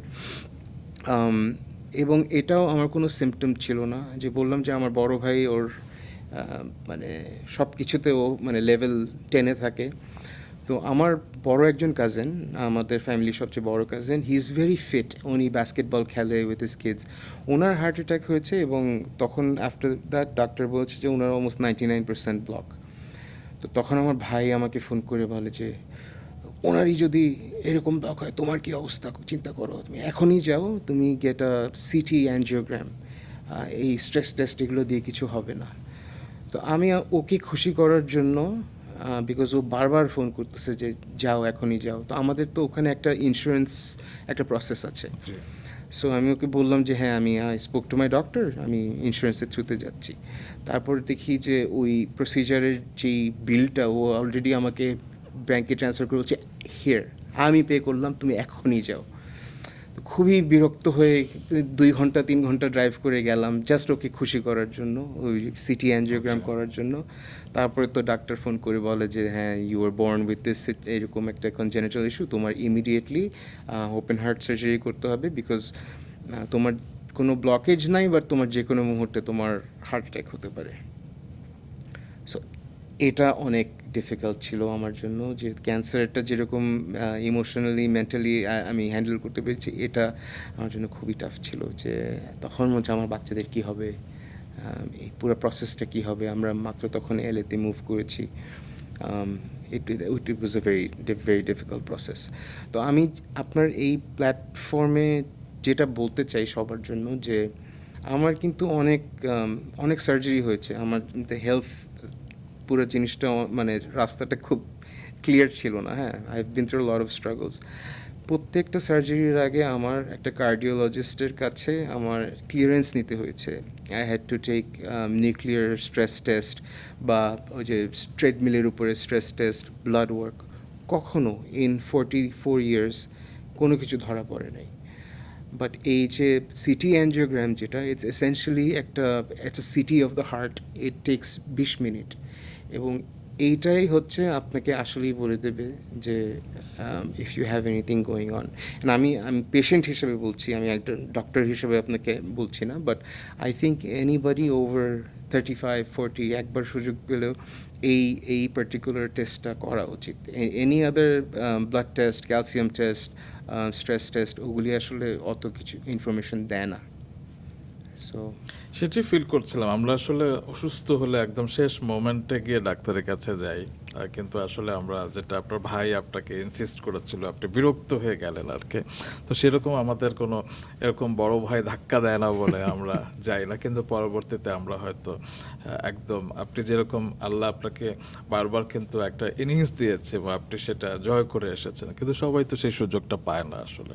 তো সুযোগ থাকতে আসলে আমাদের সবারই চিকিৎসকের পরামর্শ হওয়া উচিত। দর্শক, যাই হোক, তো আপনাকে পরিবার বেশ সাপোর্ট দিয়েছে এবং যেটা আপনি বলছিলেন আপনার স্ত্রী তখন সব কিছু সামলাচ্ছিল, রাইট?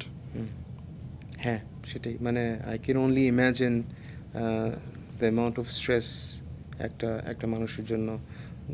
নিজের হলে তো এক ধরনের স্ট্রেস, বাট আপনার স্পাউসের হলে আই থিঙ্ক ইটস ইভেন ওয়ার্স। বাহ।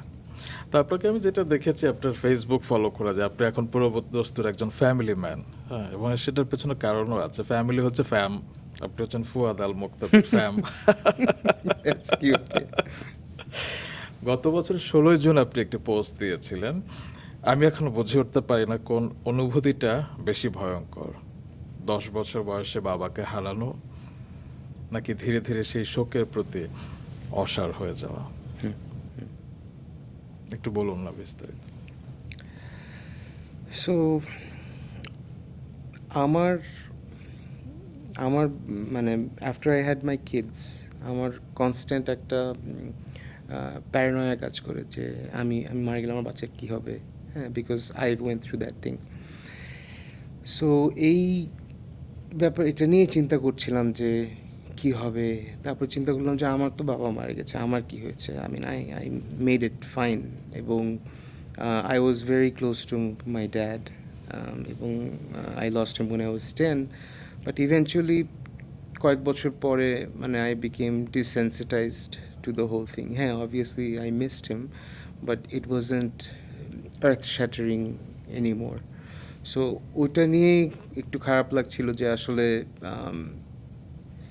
মানে এটা একটু একটু স্যাড যে ডিসেন্সিটাইজ হয়ে যাওয়াটাও স্যাড, আবার কনস্ট্যান্টলি মিস করাটাও স্যাড। তবে 36 বছর আগে খুব সম্ভবত বাবাকে হারিয়েছেন। 36 বছর অনেক লম্বা সময়। আসলে বলে না যে সময় শোক অনেক কিছু ভুলিয়ে দেয়, তবে কিছু কিছু শোক বোধহয় বুকের এক কোণে থেকেই যায়। যেমন বাবাকে উদ্দেশ্য করে আপনি একবার লিখেছিলেন যে আপনার জীবনের সবচাইতে ভয়াবহ দিনের একটি ছিল যখন বাবা চলে গেলেন। যখন খুব কাছের কেউ পৃথিবী ছেড়ে চলে যায় তখন পুরো জীবনবোধ আর অস্তিত্বের মানেই যেন কেঁপে ওঠে। মানুষ তখন কাকতালীয় ঘটনা, লুকানো অর্থ, ছোট ছোট ইঙ্গিত কিংবা কোনো বড় উদ্দেশ্য খুঁজতে শুরু করে, শুধু সব কিছুর একটা মানে খুঁজে পাওয়ার জন্য। আমরা এমন কিছু তখন আঁকড়ে ধরতে চাই আমরা, যা আমাদের এই আশাটা দেয় যে একদিন হয়তো আবার দেখা হবে। যদি কোথাও কখনো বাবার সাথে দেখা হয় কোনো এক পৃথিবীতে, কি বলবেন তাকে? আমার মনে হয় কিছু বলার থাকবে না। I would just give him a hug and let him know that I've always missed him. অবশ্য মায়ের কথা একটু শুনি, প্রায় 80 বছর বয়স তার। এখনো আমার যেটা মনে হয় যে ফাইটার। ওকে, ফাইটার। আমার কেন যেন মনে হয় আপনি এখনো মাম্মাস বয়। হ্যাঁ, আমার আম্মা she's an alpha. সে এখন আসলে she's almost 80. সে it's আমাদের ভাইদের জন্য it's very hard যে আম্মাকে এখন একটা সফট মানুষ হিসাবে কনসিডার করা, বিকজ আমাদের মাথায় she's still the alpha dog and she's still, you know, we আম্মা। বাট এখনও বেসিক্যালি she's মানে খুব তার কি বলবো, ইভেন একটু আসার আগে পর্যন্ত আমাকে কি জানি মনে করে দিচ্ছিল। সো সে সব কিছু মনে রাখে, তার সব কিছু হিসাব আছে, আমার কবে কি করতে হবে না করতে হবে, ওইটা it's like a alarm clock যে অটোমেটিকলি সে keeps on reminding me. And ওইটাই বললাম যে সে মানে সে যেহেতু নিজে অনেক কিছু নামাজ টামাজ পড়ার পরে সে স্ট্রেস ফ্রি হয়ে যায়, সে আল্লাহর উপর ছেড়ে দেয়। এবং যখন আমি ওটা দেখি, I try to kind of follow the same way, and that's also been helping me deal with my stress. And হ্যাঁ, she's insane, she's a character মানে। বাহ, এবার আরেকজন ক্যারেক্টার বলবো কিনা যায় না, আপনার লাইফ পার্টনার, অর্ধাঙ্গিনী বলবো না, তিনি আপনার আসলে পুরোটা জুড়েই আছেন। এবং আমি খেয়াল করেছি একটা কাকতালীয় বিষয়, আপনার প্রথম অ্যালবাম সে 2003-04 সালে করেছিলেন, যার নাম ছিল মায়া, এবং আপনি যাকে বিয়ে করলেন তার নামও মায়া। দিল তো পাগল হয়েছিলাম, একটা দৃশ্য দেখেছিলাম যে শাহরুখ খান একজন মায়ার অপেক্ষা করতে এবং মায়াকে পেলেই আসলে বিয়ে করবেন। আপনারও কি সেই হাল ছিল নাকি? আমি জানি না, এটা একদমই কোইন্সিডেন্ট ছিল। হয়তো এটা হতে পারে যে ওর নামটা দেখে it made a difference. But yeah, we met 2010-11 এর দিকে, এবং যখন তার বয়স 24 বছর ছিল। হ্যাঁ, এবং সে তখন she was a addiction counselor, she was a social worker. So এই ব্যাপারটা নিয়ে আমি কোনোদিন পাবলিকলি শেয়ার করিনি, আপনার এখানে এসে ইন্সপায়ার্ড হয়ে বলছি যে ওই একটা সময় আমার অনেক বিশাল সাবস্টেন্স ইস্যু ছিল। So it initially started out কাজের প্রেশারে, জেগে থাকতে হবে 2 দিন 3 দিন, আই হ্যাভ টু অ্যাচিভ একটা সার্টেন গোল। তো ওখান থেকে জিনিসটা একটু আউট অফ কন্ট্রোল হয়ে গিয়েছিল। But deep down inside I never wanted to be a part of it. I was looking desperately for a way out. So সেই সময় ও ওর সাথে আমার পরিচয় ও আমার জীবনে আসাটা was like the biggest blessing. এবং হয়তো when we got married পরে চিন্তা করি যে ওই ভয়েডটাই মনে হয় was contributing to আমার ওভারঅল declining mental health ওই সময়। Once we got married, মানে it's funny because আমাদের দেশে আমাদের কালচারে বলে না সব কিছুর সমাধান ইদার পানি খাও আর না হলে বিয়ে দিয়ে দাও। So মানে interestingly enough, once we got married, once আমার জীবন অনেক স্টেবল হয়ে আসে তখন I became a completely different person. And আমার বউয়ের ধারণা সে পৃথিবীর সবচেয়ে স্মার্ট এবং সে পৃথিবীর সব কিছু জানে। So you don't think so? I think every wife, আমি একটা কাপ গিয়ে দেখেছি, I don't need Google, my wife knows everything. So my wife does, she think she knows everything, but মানে that in all seriousness I've learned so much from her. I'm the person I am today. আমার অনেক কিছু আমার পার্সোনালিটির এবং আমার just general knowledge and the way I approach life is adapted from Maya. So it was definitely a blessing. ওই সময়টাই মানে ওইরকম একটা মানুষ আমার জীবনে আসাটা মানে it completely changed the course of my life. আমার এই পডকাস্টের মাধ্যমে তাকে একটু থ্যাঙ্কস দিতে চাই যে আপনি পাশে ছিলেন বলে আমরা একজন ফুয়াদ আল মুক্তাদিরকে এত ফুরফুরে দেখতে পারি। আপনি তার সম্পর্কে খুব মজা করে প্রায় লেখেন, যেমন একবার লিখেছিলেন যে একবার বাণিজ্য মেলায় গিয়ে বিয়ের আগে খুব সম্ভবত 27টি কিচেন অ্যাপ্লায়েন্স কিনেছিলেন তিনি। I mean হঠাৎ দেখি মানে 3-4 জন মিলে অ্যাপ্লায়েন্স কিনছেন, she's like, oh, I got a really good deal. And literally 2 সপ্তাহ লাস্ট করে নাই। যেমন তখন ও তো বড় হয়েছে ভ্যানকুভারে। তো বাংলাদেশে যখন আসে তখন অনেক প্রথমে আমাকে একদিন বলছে যে আমি তো খুব ভালো নেগোশিয়েট করতে পারি, কাঁচা বাজারে গিয়েও I can do it. So আমরা প্রথমে টেস্ট করতে গেলাম যে আসলে ওর নেগোসিয়েশন স্কিলস কি। তো প্রথমেই মানে এক্সকিউজ মিতেই তো ডিসকোয়ালিফাইড, মানে কাঁচা বাজারে গিয়ে এক্সকিউজ মি বলাটাই তো it's like that's it, you're done. So এরকম অনেক ফানি স্টোরিজ আছে, the how she assimilated বাংলাদেশে এসে। বাট হ্যাঁ, I do make fun of her a lot. আরেকবার একটা কিউট করে আপনি লিখেছিলেন যে প্রত্যেক খাবারের শেষ টুকরোটা ও আমার জন্য কোনো নাটক না করেই রেখে দেয়। How sweet. হ্যাঁ, she does. এখন আমার বাচ্চাদের সাথে ওই অ্যাটেনশনটা আমার একটু শেয়ার করতে হয়, বাট ইটস ওকে। তো বাচ্চাদের কথা শুনবো। লুলু আপনার বড় ইজেলিয়া, হ্যাঁ, নিজেই নিজের নাম রেখেছেন না? ছোটবেলায় ইজেলিয়া বলতে পারতো না, তো সে লুলু বলতো নিজেকে। তারপর থেকে সবাই তাকে লুলু ডাকে। 4th ফেব্রুয়ারি ওর বার্থডে। 10 বছর কি হলো না 9 বছর? 10 বছর হয়ে গেছে। বাহ। তো আপনার জীবনে তার প্রভাব কতটুকু?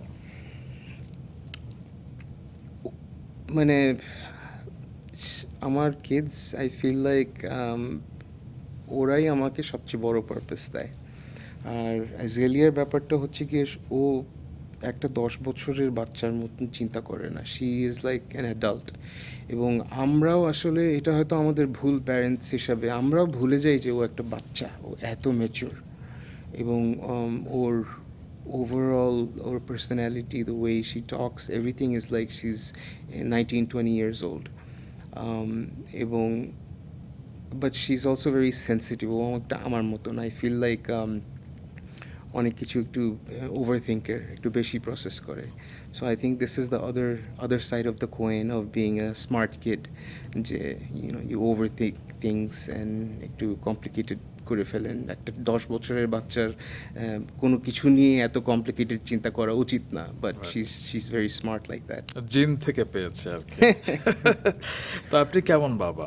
হয় না যে বাচ্চারা অনেক সময় অনেক কিছু করলে বাবা মা খুব একদম ওভারওয়েলমড হয়ে প্রশংসা করে, খুবই অ্যাপ্রিসিয়েট করে, আবার অনেকে হচ্ছে কি প্রশংসা করতে চায় না, কিছুটা বুকের ভিতর রেখে দেয় যে বেশি বললে যদি নষ্ট হয়ে যায়।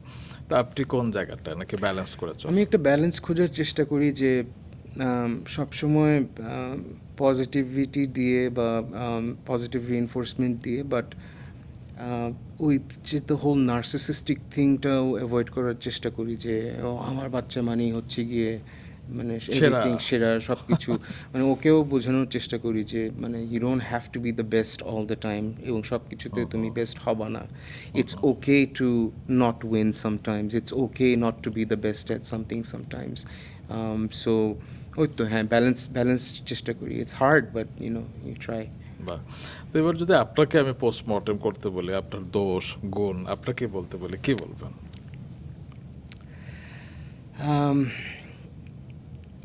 আই থিঙ্ক আমি এটাকে কী বলে, I think it's a helicopter parent বলে। আই থিঙ্ক আমি কনস্ট্যান্টলি অন এজ থাকি। আমি বাচ্চাদেরকে কোথাও নিয়ে আমি নিজে কমফোর্টেবলি বসতে পারি না, because I am constantly worried, এই আমার ছেলে কিসের সাথে বালি খাবে, আমার মেয়ে কোথায় কী করছে, কোথায় এই হোঁচট খেয়ে পড়ে গেল নাকি। সো এইসব চিন্তা আমি থামাতে পারি না। আর অনেক সময় এই স্ট্রেসটা আই থিঙ্ক বাচ্চারা বুঝতে পারে। সো অনেক কিছু নিয়ে এই কিছুদিন আগে যেরকম শি গট সিক, আমার ওকে রাত্রেবেলা হসপিটালে নিয়ে যেতে হয়েছে। আই ফিল লাইক আমি মানে আমি যে নিজে এত প্যানিক করছি এটা ও she was catching on to it, and সে উল্টা কাইন্ড অফ আমাকে ওয়াজ লাইক ওকে চিল, সান্ত্বনা দিচ্ছে। So that's the worst thing about me, যে আমি মানে খুব বেশি প্যানিক করি বাচ্চাদেরকে নিয়ে স্পেসিফিকলি, তখন জিনিসটাকে হাইড করতে পারি না আর কি। ওকে, আপনি যখন 2023 সালে হসপিটাল থেকে বাড়ি ফিরেছিলেন তখন আসলে লুলু কি বলেছিল, কিংবা তখন তো আসলে সে গ্রোন আপ চাইল্ড?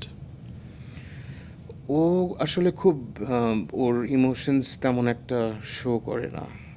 সো আমি জানি যে ওয়াইল আই ওয়াজ ওয়ে ওটা নিয়ে সে খুব কান্নাকাটি করেছে, হি ওয়াজ ভেরি আপসেট, বাট আমি যখন বাসায় এসেছি she just acted like nothing happened, it's just another day.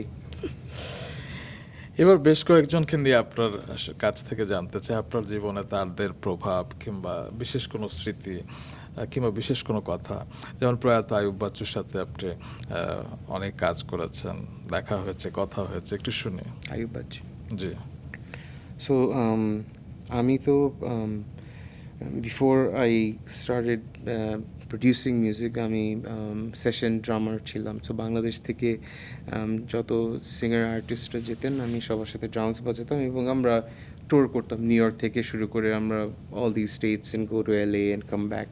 So সেই সময় আমার অনেক অ্যামেজিং মিউজিশিয়ানসদের সাথে বাজানোর সুযোগ হয়েছে। বাচ্চু ভাই অ্যান্ড স্পেসিফিকলি জেমস ভাই অ্যান্ড বাচ্চু ভাই বিং দ্য মোস্ট এক্সাইটিং আমাদের জন্য তখন।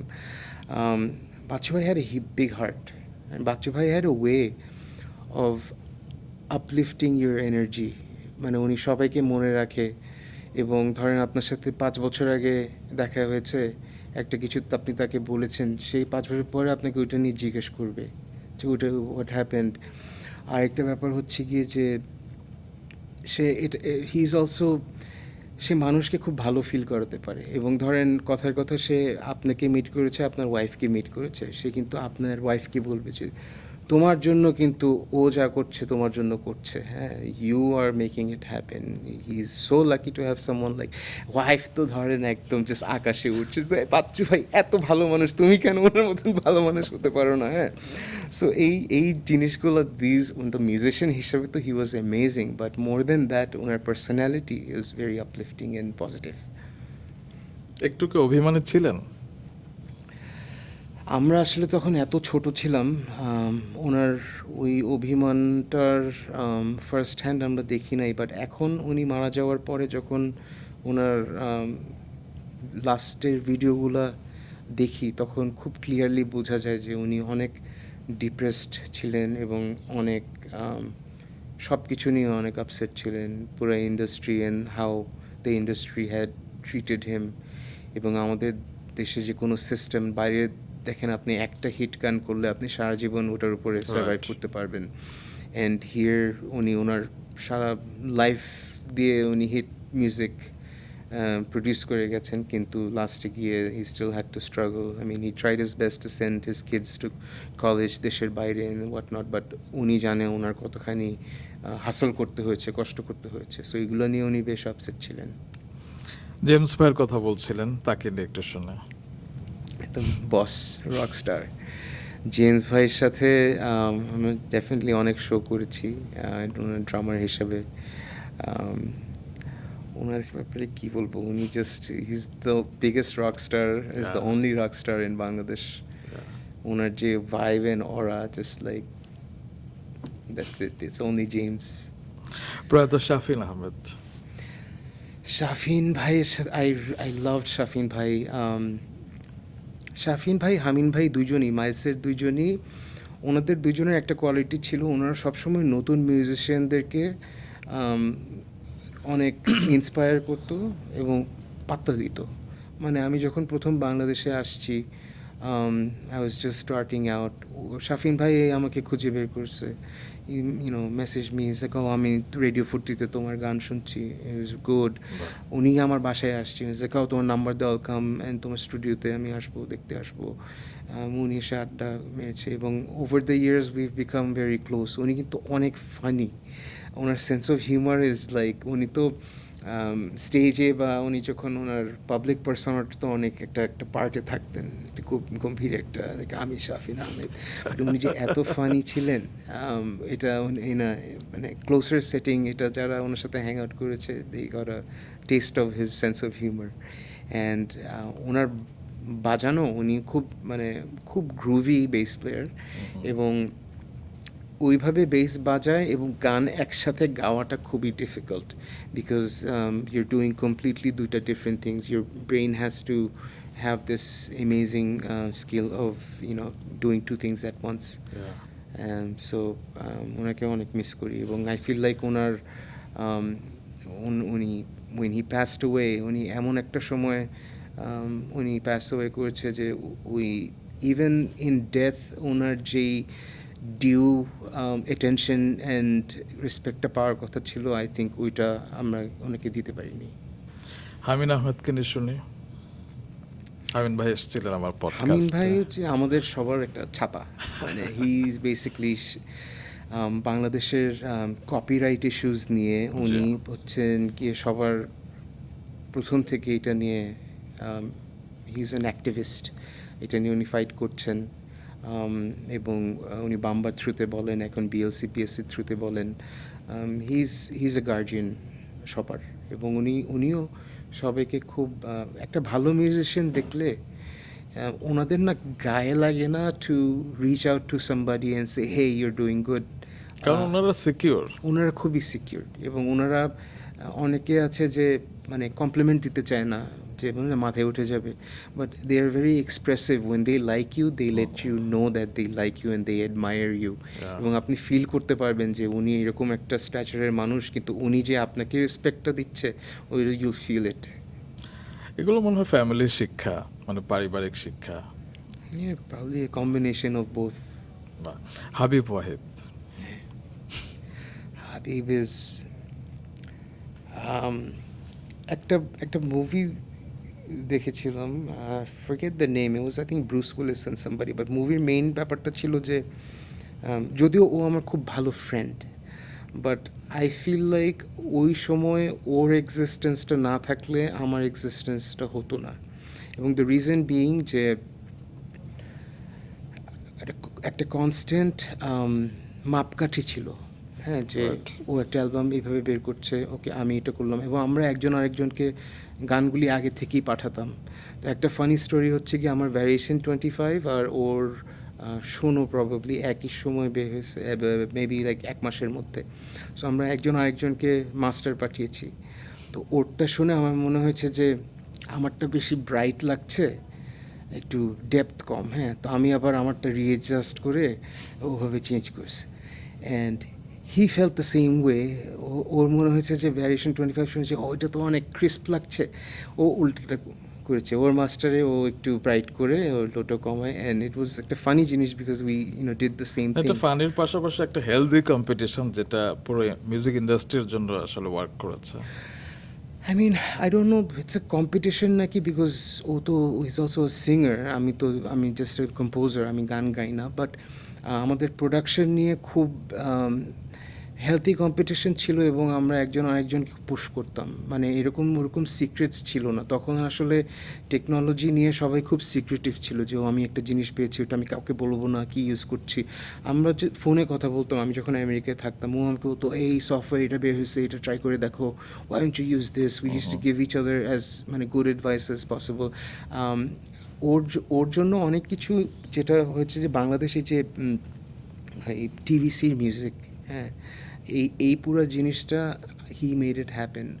ও যদি 2003-4-এ এক একটা জিঙ্গেলে the amount of money he was charging তখন 5-6 লাখ, হ্যাঁ, ওই ব্যারিয়ারটা ও পুশ করে মানুষকে, all the companies and the sponsors and এজেন্সিকে ও ওই জায়গায় নিয়ে গিয়েছে। তারপরে আমি যখন বাংলাদেশে মুভ ব্যাক করলাম, তখন people were looking for an alternative, because ও তো he's there, হাবিব তো হাবিবের মতন কাজ করছে।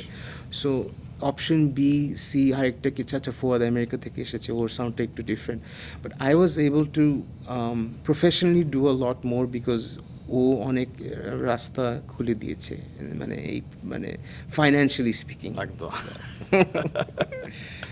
যাই হোক, গত বছর 17 জানুয়ারি আপনি আরেকটি পোস্ট দিয়েছিলেন যে ফেসবুকে তো আমার যখন ইচ্ছা যা ভাবনা সেটা আমরা লিখেই ফেলি, কিন্তু সেটা নিয়ে যখন কেউ সামনাসামনি প্রশ্ন করে তখন আমি খুব ভায়োলেটেড ফিল করি। হ্যাঁ, এটা আজব একটা জিনিস যে আমি নিজের সব পার্সোনাল ইনফরমেশন আমার স্ট্যাটাসে দিই, বাট ওই দিন বিকালে কেউ যদি আমাকে জিজ্ঞেস করে দুপুরে তো এটা বলছো, তখন অল অফ এ সাডেন আমার মনে হয় যে সে কোনো একটা বাউন্ডারি ক্রস করে। আমি এখন সেই লাইনেই আগাবো আর কি, কারণ আমি আপনার পোস্টগুলো খুব গিলি। যেমন গত কিছুদিন আগে আপনি একটি পোস্ট দিয়েছিলেন, 25 বছরের নিচে একজন তরুণ গীতিকার খুঁজছি যার লেখার ধরন হবে সহজ, আন্তরিক এবং আবেগের জায়গা থেকে রিলেটেবল। আরেকটা ব্যাপার, ঘাস, লতাপাতা, ঝর্ণা টাইপ কিছু অতিরিক্ত উপমা বা খুব তেরাবেকা কথাবার্তা এড়িয়ে যেতে চাই। আর যদি কখনো রিলেশনশিপ না করে থাকেন বা ডেটিং এক্সপিরিয়েন্স খুব কম থাকে, তাহলে অ্যাপ্লাই না করলেও চলবে। আরেকটা মজার কথা ছিল, বলবো, virgins need not apply as well, কারণ জীবনের অ্যাকশন না পেলে মানুষের বাস্তব ইমোশনাল এক্সপিরিয়েন্স নিয়ে গান লেখার বিজনেসের নামা একটু কঠিন ভাই। আপনি পারেন। তারপর কি অ্যাপ্লাই এসেছিল? কতগুলো অ্যাপ্লিকেশন জমা পড়েছিল? আনফরচুনেটলি ওরকম কিছু কোনো কাউকে পাইনি, বাট হ্যাঁ একটু এক্সাজারেট করে বলেছি, বাট দ্য জেস্ট ওয়াজ ওটাই, যে আপনার যদি সব ধরনের মানে if you never had a relationship, how you can write a love song. একটা এক্সপিরিয়েন্স তো লাগে। বলে না যে অনেক শিল্পীরা যখন খাঁটি শোনা হয়, মানে সে যখন ধাক্কা খায়, তারপরে কিন্তু সে ভালো লিখতে পারে, গাইতে পারে, অভিনয় করতে পারে। এক্সপিরিয়েন্স ছাড়া সেটা বোধহয় সম্ভব না। আরেকবার একটা কথা লিখেছিলেন যে প্রতিদিন বিকাল 4টায় আমার চমচম খেতে মন চায়। এটা ইটস আ স্ট্রাগল ভাই, এটা নিয়ে এখনও আমি স্ট্রাগল করছি প্রত্যেকদিন, এবং এটা উইয়ার্ডলি এনাফ বাংলাদেশে আসলেই হয়। তাই আমার প্রত্যেক দিন, বিকজ আমি তো কনস্ট্যান্টলি একটা মানে জেট ল্যাগের মধ্যে, এখানে গেলেও ওখানে গেলেও, সো বেশি কফি খেলে জিটারি লাগে। তো at some point I figured it out যে বিকাল 4টার সময় একটা চমচম খেলে এনার্জিও থাকে, আবার ওই ক্যাফিন ক্র্যাশটাও হয় না। এবং আমি তো নিজে খাই, আমার সব যারা আমার সাথে কাজ করে এখন প্রত্যেক দিন সবাই 4টার সময় চমচম খায়। তো আমার যখন চমচম খেতে ইচ্ছা হবে, আমি বিকেল 4টার দিকে আমার সাথে যোগাযোগ করে। আরেকটা বিষয় আপনার উপর ভর করে, অ্যানিমোনিয়া বলে একটা টার্ম আছে, এটা কি আসলে? ইটস দিস ফেনোমেনন যে একটা এক্সট্রিম লঙ্গিং বা একটা nostalgic feeling for a time and place যেখানে আপনি ছিলেন না, but there is still some sort of a longing for that moment. আমার জন্য স্পেসিফিকলি যেটা হয় যে 1980s, মানে আমার তো জন্ম 1980-তে, so 80s mid 80s I was 5 years old, but ওই সময়ের মিউজিক, ওই সময়ের এখন যেরকম এআই দিয়ে তখনকার বাসা, তখনকার রাস্তাঘাট, বাচ্চারা যখন the video games, the bikes, ওই জিনিসটা যখন দেখি I feel this like weird sense of like একটা পুল, বাট দেন আমি 80s-এ মানে 85-এ আমি আমেরিকাতেও ছিলাম না, I wasn't listening to white snake and but it's this একটা উইয়ার্ড ফেনোমেনন। না, এটা খুব ইন্টারেস্টিং, কিন্তু এটা হ্যাঁ। হতেই পারে অনেকের ভিতরে হয়তো হয়, আপনি সেটা হয়তো প্রকাশ্যে এনেছেন, এবং যেহেতু এটা একটা টার্ম আছে নিশ্চয়ই এটা অনেকের ক্ষেত্রে এক্স্যাক্টলি, হ্যাঁ হ্যাঁ। আরেকটা বিষয় আপনার কাজ করে এডিএইচডি বোধহয় আপনার ভেতরে আছে, এটি কিভাবে ডিল করেন? তো ADHD কথা চিন্তা করলে মানে I sometimes feel sad about the younger version of me, because এটা অনেক পরে ডায়াগনোসড হয়েছে। আমার ADHD diagnosed, I have certain learning disabilities, অনেক কিছু আমি খুব কমপ্লেক্সভাবে এফর্টলেসলি চিন্তা করে বের করে ফেলতে পারি। অনেক সিম্পল জিনিস আমি একদমই মানে 100 বার পড়লেও আমি বুঝবো না। Specifically mathematics. আমার মেয়ের sometimes even I can't even help her with her math homework because it doesn't click in my head. So throughout my childhood, throughout university, I just thought যে এটা হয়তো আমার পার্সোনালিটি প্রবলেম, যেটার কারণে আমি lazy হয়ে পড়াশোনা করছি না বা করতে পারছি না, লেকচারের সময় আমি কনসেন্ট্রেট করতে পারছি না। বাট ওটা অনেক পরে ডায়াগনোসড হয়েছে, and it's not a excuse হিসাবে ইউজ করতে চাচ্ছি না, বাট ডায়াগনোসড হয়ে জানলে তো আপনি you can do something. Exactly. আমি জানতাম না। প্রসঙ্গটা এই কারণে তুললাম যে যেসব বাবা মা সন্তানদের ভেতরে এরকম কিছু দেখবে, হয়তো তারা চিকিৎসকের পরামর্শ হতে পারে, তাহলে হয়তো সেই অনুযায়ী আগানো সহজ হবে। হ্যাঁ, ইটস এ থিং। এবং আমার যেরকম যে কোনো কিছু নিয়ে ইদার আমি হাইপার ফোকাসড, আর না হলে আমি ওভাবে ফোকাস করতে পারি না। এবং বেসিক জিনিস like reading a long email, it's like a impossible task for me. Okay, একটি মজার পোস্ট লিখেছিলেন আপনি জিঙ্গেল নিয়ে।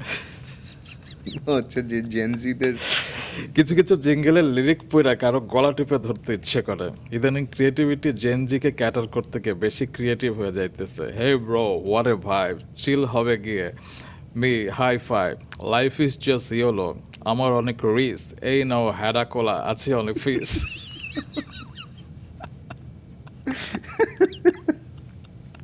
ভাই,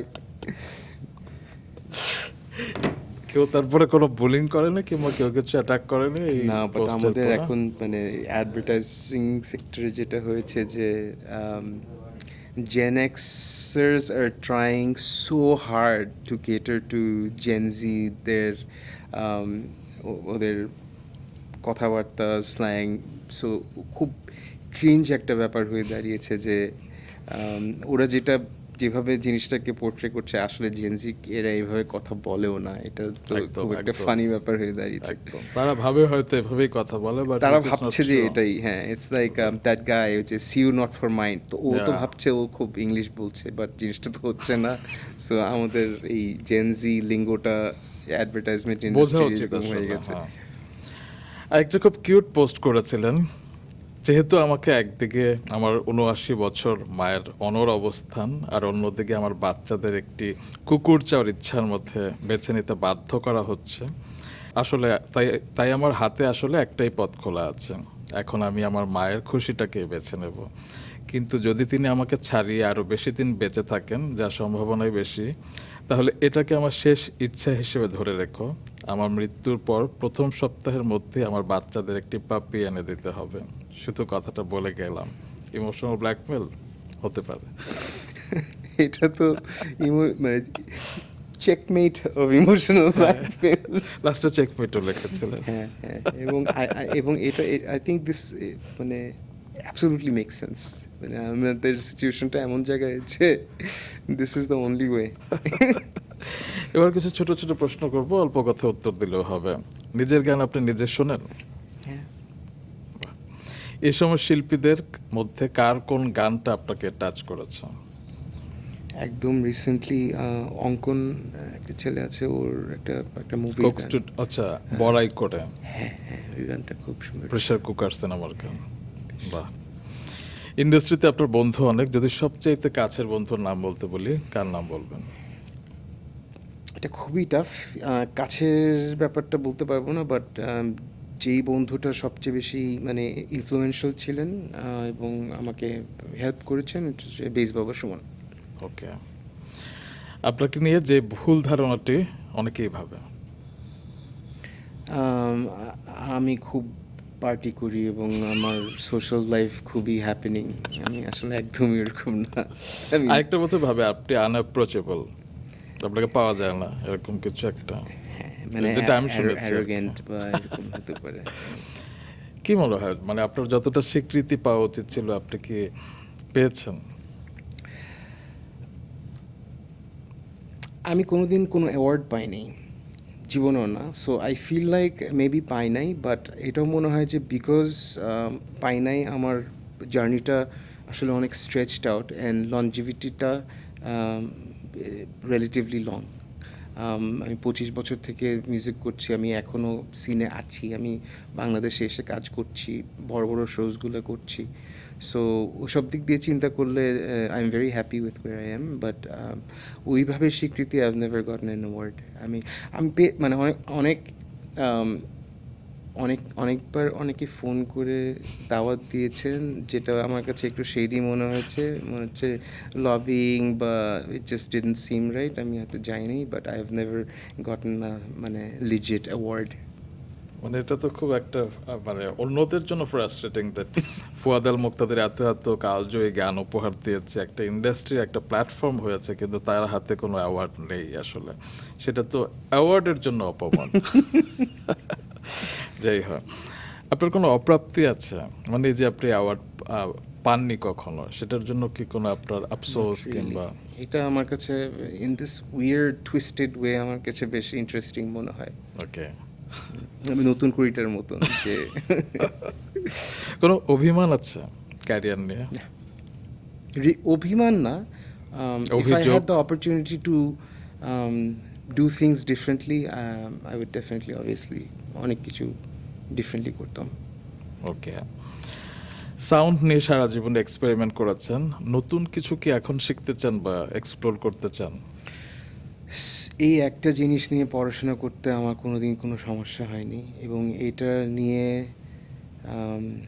it's like A never ending একটা প্রসেস। এটা নিয়ে আমরা প্রত্যেক দিন এখনও মানে অবসেসিভভাবে পড়াশোনা করি, এবং যারা আমার মতন একই জিনিস নিয়ে অবসেসড, আমাদের একটা কানেকশন আছে, এবং দিস ইজ আ থিং। এটা একটা মানে 24 আওয়ার্সের একটা কন্টিনিউইং কনভারসেশন আমাদের বন্ধুদের মধ্যে। বা এই যে ওয়াসির কথা বললাম, যে it's like one long never ending conversation, এবং আমরা শিখছি, we're sharing articles and everything. So এটা it's a never ending process. Unfortunately যেটা আমার মডারেট হিয়ারিং লস আছে। ওকে, সো এটা তো একটা বিশাল লিমিটেশন হয়ে দাঁড়িয়েছে। সো রিসেন্টলি অনেক কাজ আমি নিজে মিক্সিং মাস্টারিং করে আমি আরেকজনকে একটু শোনায় ডাবল চেক করে নিতে হয়। আগে যেরকম পুরোটা নিজের কানের উপর ভরসা করে পারতাম, এখন একটু একটু কনফিডেন্সটা কমে গেছে, because I have moderate hearing issues. Okay, সামনের দিনগুলো নিয়ে কি প্ল্যান করতে চান, নিজেকে নিয়ে কিংবা মিউজিককে নিয়ে? অবভিয়াসলি আমাদের চাওয়ার তো শেষ নাই, আরও সাকসেসফুল হতে চাই, আরও সব কিছু আরও বেশি চাই। তো আমিও সব কিছুই আরও বেশি চাই। দু একটা শুনে কি চান? আমি চাই যে মিউজিকে এমন একটা জায়গায় যেতে, যে আমি এখন কথার কথা আমি ইস্টার্ন ইউরোপে গিয়ে একটা স্ট্রিং কোয়ার্টেটকে রেকর্ড করব একটা প্রজেক্টের জন্য, বা আমি চেন্নাইতে গিয়ে একটা পারকাশনিস্টকে রেকর্ড করব। হ্যাঁ, আমি হয়তো ব্রাজিলে গিয়ে কিছু একটা করব। আমি চাই যে আমার ক্যারিয়ার এবং আমার প্রজেক্টগুলো ওরকম একটা জায়গায় যাক, যে ওই জিনিসটা করতে পারি আর কি, ট্রাভেল করতে পারি, এবং প্রজেক্টগুলোর ফান্ডিং অনেক বড় হয়, যাতে we can put more time and effort and investment into this projects. বাহ, মৃত্যু তো অবধারিত, আমরা সবাই একদিন ওপারে তো চলে যাবই। মৃত্যুর পর আপনি কি চান যে আপনাকে সবাই কিভাবে মনে রাখুক? I want to be remembered as a good person more than my musical legacy. Musicটা তো definitely it's a big thing, and I'm grateful যে hopefully people will remember me for my music, but এর থেকেও বেশি যে যাদেরকে if I was able to touch someone's life in a positive way, কারো যদি উপকার করতে পেরেছি বা কাউকে পজিটিভভাবে ইম্প্যাক্ট করতে পেরেছি, ওই জিনিসটা নিয়ে মানে মানুষ যাতে আমাকে মনে রাখে। যেটা আমাকে স্পর্শ করেছেন আপনি, আপনার সাথে আজকে আবার প্রথম ক্যামেরার সামনে এভাবে কথা, কিংবা এত দীর্ঘ সময় ধরে লাইফে প্রথমবার কথা, কিন্তু আপনি কিন্তু সবসময় আপনার কথার মাধ্যমে, দর্শনের মাধ্যমে, লেখনের মাধ্যমে আমাকে টাচ করেছেন। আমি সবসময় আপনাকে মনে রাখবো, এবং আমার মতো নিশ্চয় আরও অনেকেই আছেন আমার দলে আর কি। আমরা কি আজকের এই পডকাস্টটা 2 লাইন একটা গান দিয়ে শেষ করতে পারি? আমি গান গাই না, আমি খুবই awful singer, so okay, anything else. আপনাকে আর বিব্রত করব না, তবে আমার কিন্তু খুব ভালো একটি সময় কাটলো। আপনি যে এত ব্যস্ততার মধ্যে, মানে আপনি দেশেই আসেন আসলে সময় খুবই লিমিটেড সময় নিয়ে, তার মধ্যে যে আপনি আমাকে আজকে সময় দিয়েছেন সেজন্য অনেক অনেক কৃতজ্ঞতা।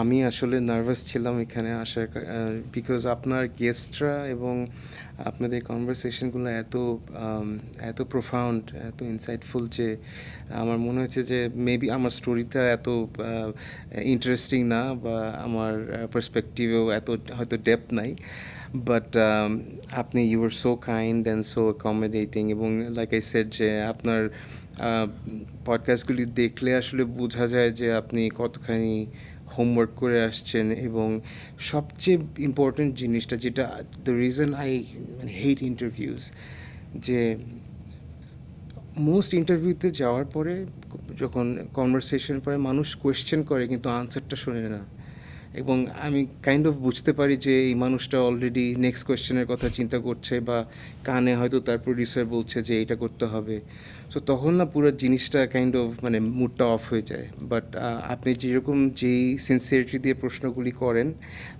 সেম সিনসিয়ারিটি দিয়ে প্রশ্নগুলো শোনেন, মানে আনসারগুলি শোনেন, এটা খুবই inspiring, and it shows in your work. কারণ গেস্টরা আমাদের কাছে একজন কি বলে, আমাদের কাছে সর্বসর্বা, কারণ গেস্ট ছাড়া, অতিথি ছাড়া তো আসলে আমাদের অনুষ্ঠানটা দাঁড়াবে না। এবং আমাদের কানে কিন্তু আমার প্রডিউসার নেই, আমার প্রডিউসার আছে তার নিজেদের জায়গায় ফুল টিম নিয়ে, এবং আমরা সম্পূর্ণভাবে আমাদের গেস্টের কথাকে আমাদের পাথেও মনে করে এগিয়ে যেতে চাই। এবং আপনারা আমাদের সাথে থাকবেন, অবশ্যই ভালো থাকবেন। এবং যেটা আপনি বলছিলেন যে আপনার লাইফের অত ডেপথ নেই, কিংবা অত হয়তো গল্প নেই, অনেক গল্প কিন্তু বাদ রয়ে গেছে, হয়তো আরও কোনো সেশনে আরেকবার দেখা হবে। আমি একটু দর্শকদের কাছ থেকে বিদায় নিয়ে আসি। Thank you. দর্শক, আজ আমি আবারও বুঝলাম প্রকৃত যোদ্ধারা কখনো শুধু নিজের জন্যই লড়াই করেন না, তারা অন্যদেরও জিততে শেখান। ফুয়াদ আল মুক্তাদির ঠিক তেমনই একজন। তাকে শুধুই গানের মানুষ বলে ভুল হবে, তিনি অনেক শিল্পীর স্বপ্ন পূরণের কারণ, জীবনযুদ্ধে পিছলে যাবার সময় অনেক বড় অনুপ্রেরণার কারণ। ডিয়ার ভিউয়ার্স এন্ড লিসেনার্স, আজকের এই বিশেষ পর্ব আপনাদের কেমন লাগলো অবশ্যই জানাবেন। আসছে 6 জুন রাত 9টায় আবার দেখা হচ্ছে। ততক্ষণ পর্যন্ত ভালো থাকুন, ভালোর সাথেই থাকুন। বিদায়।